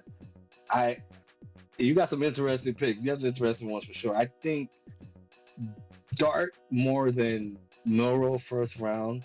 The only way I see Milroe in the first round is the Giants jump for him. I have hold on, one, two. I'm literally counting off my fingers. 3, 4. I have 5 quarterbacks in the first round. I have Ward, Sanders, Dart, Milroe, and Will Howard in the first round. Wow. Yeah. Will Howard goes where? Raiders, 29th pick. They're moving up and locking it down. Yeah. I just think a lot of people forget, like, if you think that's your guy, you're moving up and getting him. Like it happened regularly in the past 10 years. You know, like, that I agree with. And so that's why I have my draft. Right. Like I mean, Daniel Jones was the Giants, right? There's always like history there. I can rattle off everyone, but it's just I just think like with Jalen Milroe going to the Rams, I think the Raiders are going to be like, all right, someone like we need to move up in the first round and just lock our guy down. Right, get your guy and then build him up. He's still got like 2 years of Geno. Right, yeah. So yeah. And if anything, you can just let go of Geno. I can't get mad at it.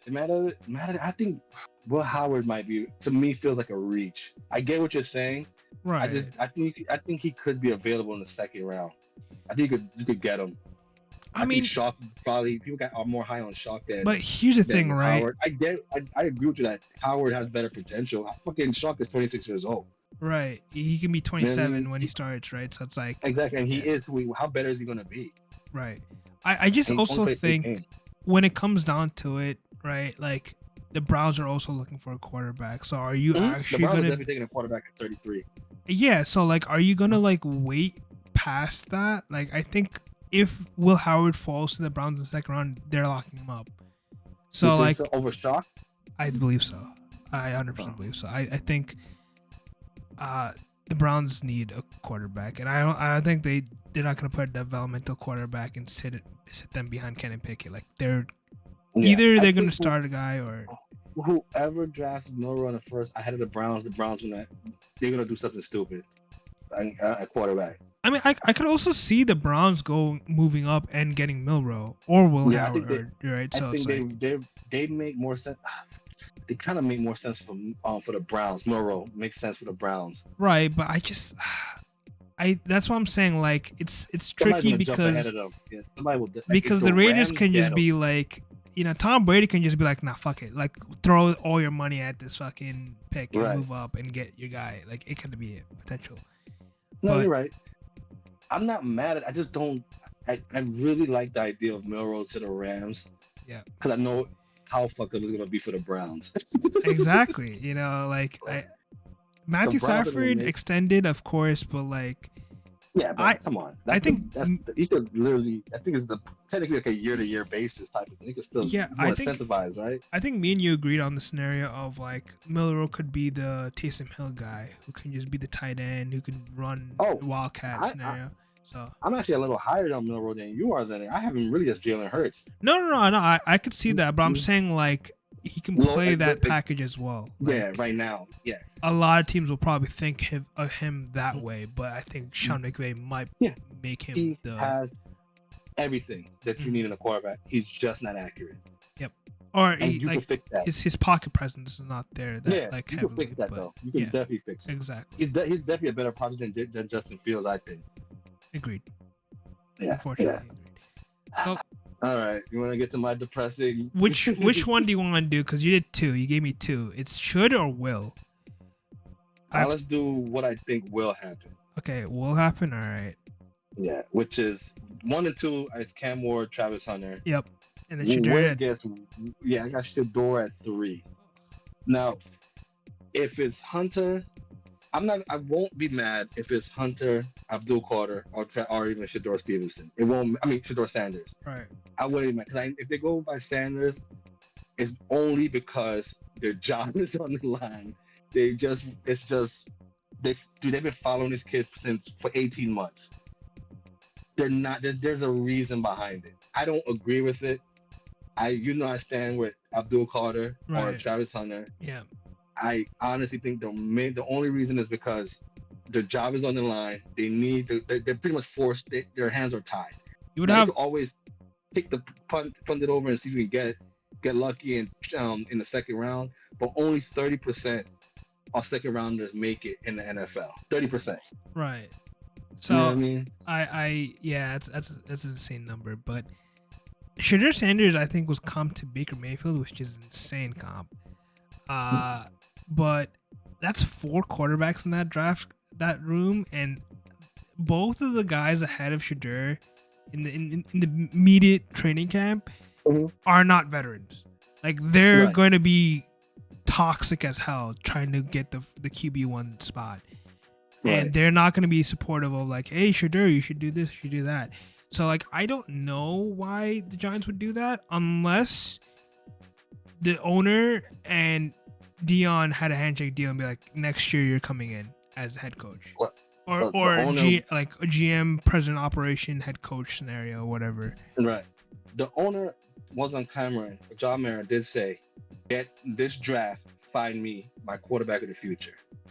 Ooh. Now, that's what you think. You know what I mean? And all the other guys, like Cam, is pretty much solidified, right? As he's the overall number 1, the first quarterback out of all, ranked number 1 out of all quarterbacks. Shedeur, though, like forget about on the field stuff. You gotta think about it. He's Dion's son. It's Broadway. The Giants are tired of being the laughing stock of the NFL.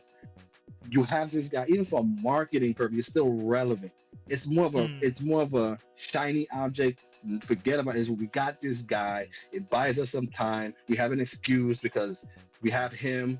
So he buys us. It's more of a a protective pick. You know what I mean? Is this like a WWE move where it's like you get your guy now, you lock him down, but then you think about it. You worry about in 2 years what happens at the exactly, and then we'll lose our jobs in 2 years instead of 1 year. Yeah. But again, I think I'm more high on him than a lot of people. I think he's at best Kirk Cousins, and then I look at the Giants as a franchise forever. They never had the greatest quarterback ever.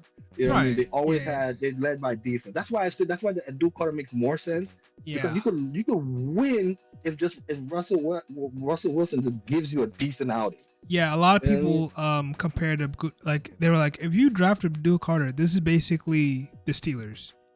Right? Yeah. A mediocre offense, but an elite defense that can carry you to the playoffs. And you don't have to worry about wearing them down because you have Thibodeau. You could move guys around. You don't kill off your defense. But again, if we're thinking smart, you go that route. Mm-hmm. If you're thinking bright lights, I need to be on TV. I'm tired of being with the fifth announcers on Fox. I want to be on national televised. Yeah. You want to go with Shedeur Sanders, and it's only because it's gonna generate revenue. I mean, I have some positive side. I feel like I'm optimistic on this side. I think he's gonna be a good quarterback. I just don't. Your GM let go of your flashy light Baker Mayfield. Saquon Barkley to keep DJ, right? DJ, yeah. So you could kind of see like maybe he doesn't want to do that flashy lights, but again, his job is online. Maybe he's thinking the opposite, where I need to get that guy. You gotta get it. I think they know that now. They cannot. Yeah. If your job is on the line, you need to buy yourself something. Because let's say you don't get your quarterback this year, Russell gives you 8 wins. That's the worst case scenario for the Giants. What No, makes you think you're going to be in the same scenario again and picking in the top 3 again? Wait, hold on. You think the worst case scenario is being middle of the pack or being the first overall because pick? you're not going to get the first overall pick next year. Russell Wilson will win you some games. Okay, fair. Okay. He will win. They're in a bad. This is why you should have just gotten rid of them now. You should have just fired those guys now. If you start all over, basically being the Cowboys is your worst case scenario. Being the 12th overall pick. Pretty much being the 12th overall pick. Yeah. You get they have to by default. But here's the thing: if they would have I like Malik Neighbors. I think he's going to be great. You should have gotten a quarterback last year. Then this Abdul Carter, Travis Hunter thing would be obsolete. You know who you're getting. The draft starts later on in the round. Then I mean, we're not having this conversation if they had a quarterback last year. If they had Bo Nix last year, right? Potentially, they could have got a guy like McMillan or Luther Burden, right? Mm-hmm. And then you could have got a guy like I don't know, the Texans guy in the second round. Like, there's a potential. The problem is, I don't know how this Giants team is going to develop their quarterbacks, right? Like, if Dable's gone next year and you guys don't know who you're hiring and he's a bad developer, then it's just chalked, I think. Yeah, I think they're not going to make that mistake. I think if they're smart, now if I was running the team, I'm going after Kingsbury, the Washington. I think Joe Brady's also a good shout, too. He's a good OC. But we already barked up that tree with the Bills, and that's how we got Dable. Dable's a good coach, I think. I think Dable's getting the raw end of the deal because of Shane. Because they came in together. Yeah. I would fire Shane and keep Dable, but you can't, again. Exactly. When a GM comes in, he wants to hire his guy. Yeah. So he's going to be the odd man out. And that sucks. I think Dable's a good coach. Yeah. And he's a quarterback whisperer. He's a legit. He got DJ to get you to the playoffs. And then for some reason, DJ he got his money and became retarded. So I think he needs to go. I think now that really is my only scenario. If you look at my draft, it's pretty much run of the mill, I guess. Yeah, it is. But what I think is going to happen if the Giants are serious, I think they are going to draft Abdul Carter. And I was going to say, and I think I told you, the Carolina Panthers trading with them and then get Shador. And I think they don't have to anymore. I think they're going to, because I don't think the Saints are going to go quarterback after all. They got bigger needs. I don't think they're going to go quarterback. I think what the Giants are end up doing is trading either with Atlanta or Arizona. They got to get ahead of Steelers. Whatever it is, I think Shador could fall to before 21. If he goes to 21, there's 100% chance he's going to the Steelers. I think the Giants need to jump ahead, even if it's just for Milroe. Let's say Shador is gone. I think they're going to jump ahead. They have to get ahead of the Steelers. You don't think? I think. I mean, I agree, but I think that 49ers pick is like the scariest pick because. You think they could go quarterback? No, I don't think. I think they're trade down, right? And you think they're willing to though? 100%. I would, if they're willing to. I would too. I know Carolina is also, but Carolina might because they're such a high pick in the 8th, they're the number 8 pick, I think. I think the cost will be too high. I mean, like the 49ers will trade down, so like the Steelers might move up for that 11th pick. For 11. So I think number 11 is that spot you have to sit at, or number 12 at least. But that's Cowboys, so maybe like the Dolphins. No, they're not gonna trade the Giants. I think for whatever it takes to get ahead of the Steelers, they're gonna do it. Right. Maybe the Bears at number 10. I think the Bears might do it. Trade down, as long as you're ahead of the Steelers, you make that trade, and then. Would I be mad with a Shador Abdul Carter? No. You got the two guys you really wanted. I wouldn't even be mad if it's Abdul Carter and Jalen Milroe. That's still a good combo. Yeah. I also agree. I think. I mean, just keep Abdul Carter. I've been dogging the whole scenario of like CJ Stroud and Will Anderson. CJ Stroud, but I liked what Houston did with they had the second overall pick. They got CJ. And then they went up again and got the third overall pick and got Will Anderson. Like Giants getting Shador at number 3 or Abdul Carter, and then moving up to at number 4 or number 5 and getting their quarterback. is perfect. I think that is the idea. I would not be mad at that. I would not. Yeah, I think that's fine because you get the quarterback. I don't care if it's chalky. You get the quarterback you want. Just don't pick him at 3. He's not a third. He's not 3. You cannot. Abdul Carter. It's you. We all know his potential. Yeah, of course. You know where this guy's. The T.J. Watt or Lawrence Taylor, Myles Garrett. Like, come on. At best, he's a superstar. At worst, he's clowny. You know. Yeah. You can live with that. Yeah, he's a starter. At worst, he's a starter. At best, he's a cornerstone franchise player. Like, that's crazy. Yeah, so that's my Giants scenario. Now, looking down, and I do have I'm worried about the Jets as well because I think the Jets also could. I think they're in a good spot. They could either go Tyler Warren or the offensive tackle from Missouri, the African kid. Membu, yeah. I think that's also a thing to keep an eye on with the Jets. It's either they go offensive tackle or tight end. Yeah, I think the Jets pretty much everything else.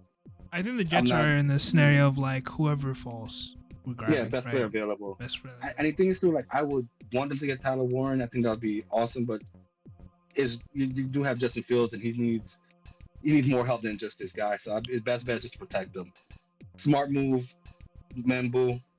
Cool move, Warren. You know what I mean? They're not in a lose-lose. I think they're in a win-win either way. I think Membu's good, and Tyler Warren is great. You know, I think his potential is really high. I wouldn't mind like the Jets moving up to get Abdul Carter. You know, I don't think I think the again. I'm basing it on what I'm hoping they do. Right. Abdul Carter's not falling down at 3, man. They can't, man. But that's what I'm saying. Like the thing is, like, if you're the Jets and you just hired the Lions defensive coordinator, you get Abdul Carter, I think you're good. Like I think that division's wide open. I mean, the Bills are great, but like, bro, if the Jets defense is elite, you can put Abdul Carter on every team. Yeah, he's gonna kill it. Like that's the thing. Anybody could trade for Abdul Carter, other than Titans. Other than the Titans, probably. Yeah, other than Titans, right? Yeah, which is wild. I don't know, but I get it. They want to start off fresh, but Abdul Carter will fit on every team. Yeah. The thing is with the Jets, I think they have to. They have Justin Fields. He's still a raw talent. This might be it. You know what I mean? Like to see what he got left, if he has anything. There's potential there. Let's see what we can do. Let's give him a weapon. I think the Jets are going fully offense in this draft. I think they're just going to supply this kid with weapons so they could like get as much out of it from the kid as possible. All right. In your will happen draft, do you have anyone trading up? I have. I do have the Steelers trading up. You have the Steelers trading up? I wouldn't be surprised if the Steelers are trading up. I think the first trade will probably be for the Steelers. I think the Steelers will probably move in and get Shador. Okay. Obviously, I think we're gonna do a quick final mock in the stream, but this is probably it, right? This is our we'll talk more about it the day of the draft, like the pre-show. And was but things I wouldn't be surprised is like I'm pretty sure Steelers, Giants, and the Browns will trade up. The guys who need a quarterback will trade up. I think the Raiders too. I think the Raiders too. I think the thing is they should, but I think the way Pete Carroll has this like we have unfinished business with Geno type of vibe going. Yeah. I think what might happen is the Raiders next year go all in on quarterback, whether it be free agency or I think they kick it in the butt. Because I think that with them is like, dude, we're gonna get a great pick no matter what. Like they were one of the lowest ranking teams in running back percent yardage, so they're gonna go get the best running back in the game. They could get the best tight. Well, they don't need a tight end, obviously. You got Bowers. You could get the best receiver too. Because I have McMillan going or Golden. I mean, there's a bunch of wide receivers out there. So you could get a top-notch receiver. Yeah. So they're in a great spot. I tell you, like it's after Abdul Carter, you could. Oh, I want to say this too. Although Abdul Carter is great, he's not a need for the Giants. No, absolutely not. You know who's a need though for the Giants? Mason Graham. Dude, my first ever draft, I was like, Mason Graham is a good move because he kills the run. On the other side of Dexter Lawrence? Yes. Right next to Dexter Lawrence? Yes. still good. That's still good. Or I mean, Travis Hunter would fill in 2 spots, but I mean, obviously. I mean, he's not gonna, dude. I again, over between him and Abdul Qadir, I'd rather have Travis Hunter because he kills 2 knees for us. Mm-hmm. We need a corner, we need a receiver, but I guess the Browns has been just they're also been like finicky too, like the Titans. Like 1 minute is this guy, next minute is that guy, then they're going Shador. But right now it's pretty much like a 90% chance it's gonna be Travis Hunter. Mm-hmm. But I don't know how they don't think Myles Garrett and Abdul Carter won't fucking destroy the world together. You know I mean, that's like, basically Hightower and fucking TJ Watt in the Steelers. So come on, bro. Unfortunately, like, I don't know. Yeah, I don't know what. I mean, better for us, but as far as fit wise, Mason Graham fits more than Abdul Carter does as far as a need. Oh yeah, 100%. And I think, it's not like, and I don't think Mason Graham's gonna be great. I think he's gonna be good. I think if you're drafting for need, it's either Mason Graham or an O-line guy, because I don't think Evan Neal and Andrew Thomas is your locked in scenarios. Finally, though, they're moving him to guard. He's a bust to me. He's a bust. But he's not. He doesn't need to be playing the weak side. Yeah. I mean the blind side. He should be more interior. Now the verdict will be out. I'm not optimistic about him at all. Mm-hmm. I think he is who he is. I think he's just a bust. But he's fucking Eric Flowers all over again. But basically, that's kind of why I threw out the Giants getting a tackle. I get what you're saying, but there will be blood on Broadway if they do that over Abdul Carter. In Broadway, on Broadway, I'm not even come to work the next day. I was sitting there and I was like, all right, how can I piss off Jaw in the scenario of he gets an O-line and then Abdul Carter goes to the Eagles out of all teams? And I was just like, this might make him commit murders. John Mara will fire those guys on the spot. He'll fire those 2 guys on the spot. He's like, look, fuck it. I'm gonna see if I get Belichick in for somehow. and see if we can turn this around. I'm gonna buy out Deion Sanders now. Yeah, I'm gonna bring Deion in. But again, I something tells me they're gonna go all in on Shador for some reason. Shador's gonna. I have a feeling that he's gonna wear Giants blue, and I hope it's for the right reasons. But I don't think so, man. And I think he's gonna be a good quarterback. I just don't think as number 3 I would pick him. I real quick to finish it off. Did you see the Cam Ward video of him saying like who's the best running backs? And he said Tony Pollard and Tyjae Spears, which is the Titans running backs. And he's like, oh, who's the top wide receivers? Oh, Calvin Ridley is the top wide receiver, like top 5 wide receiver.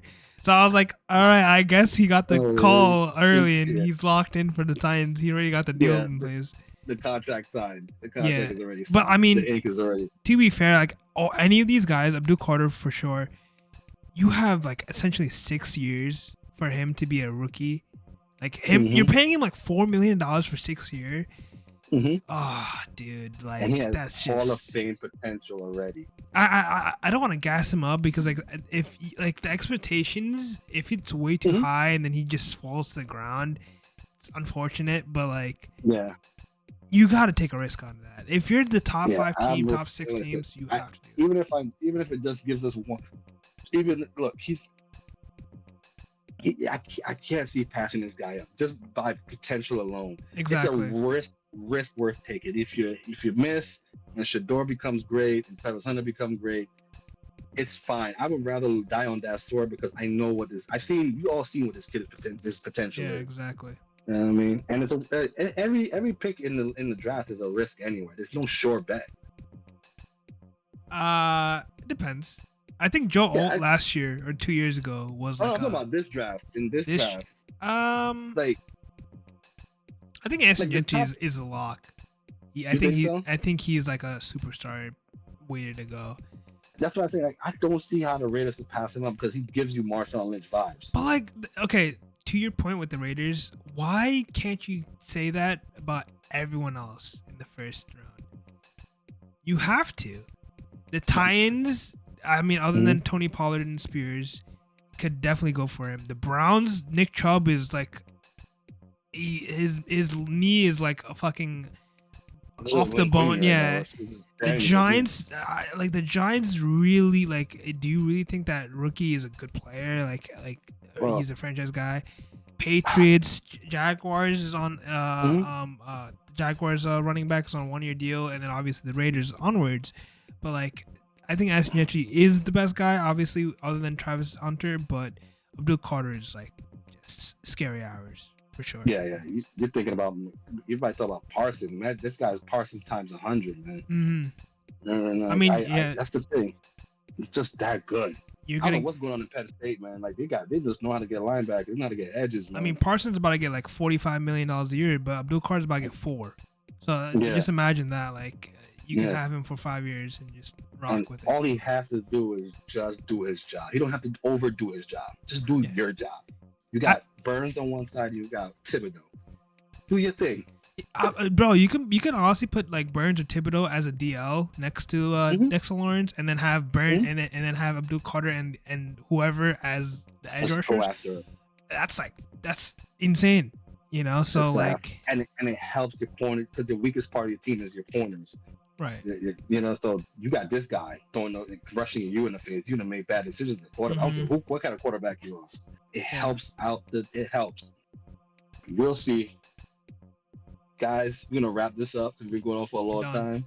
But 2 hours. The live stream, it was worth. I'm pretty sure the day shift did not run for 52 hours. I over under on 45 minutes. Under.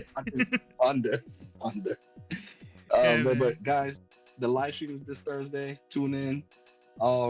And man, just get hyped for Thursday, guys. All right, we out. I'm your host, John. There's my boy K right there. Yeah. Sportsload, guys. We're making big moves. Peace.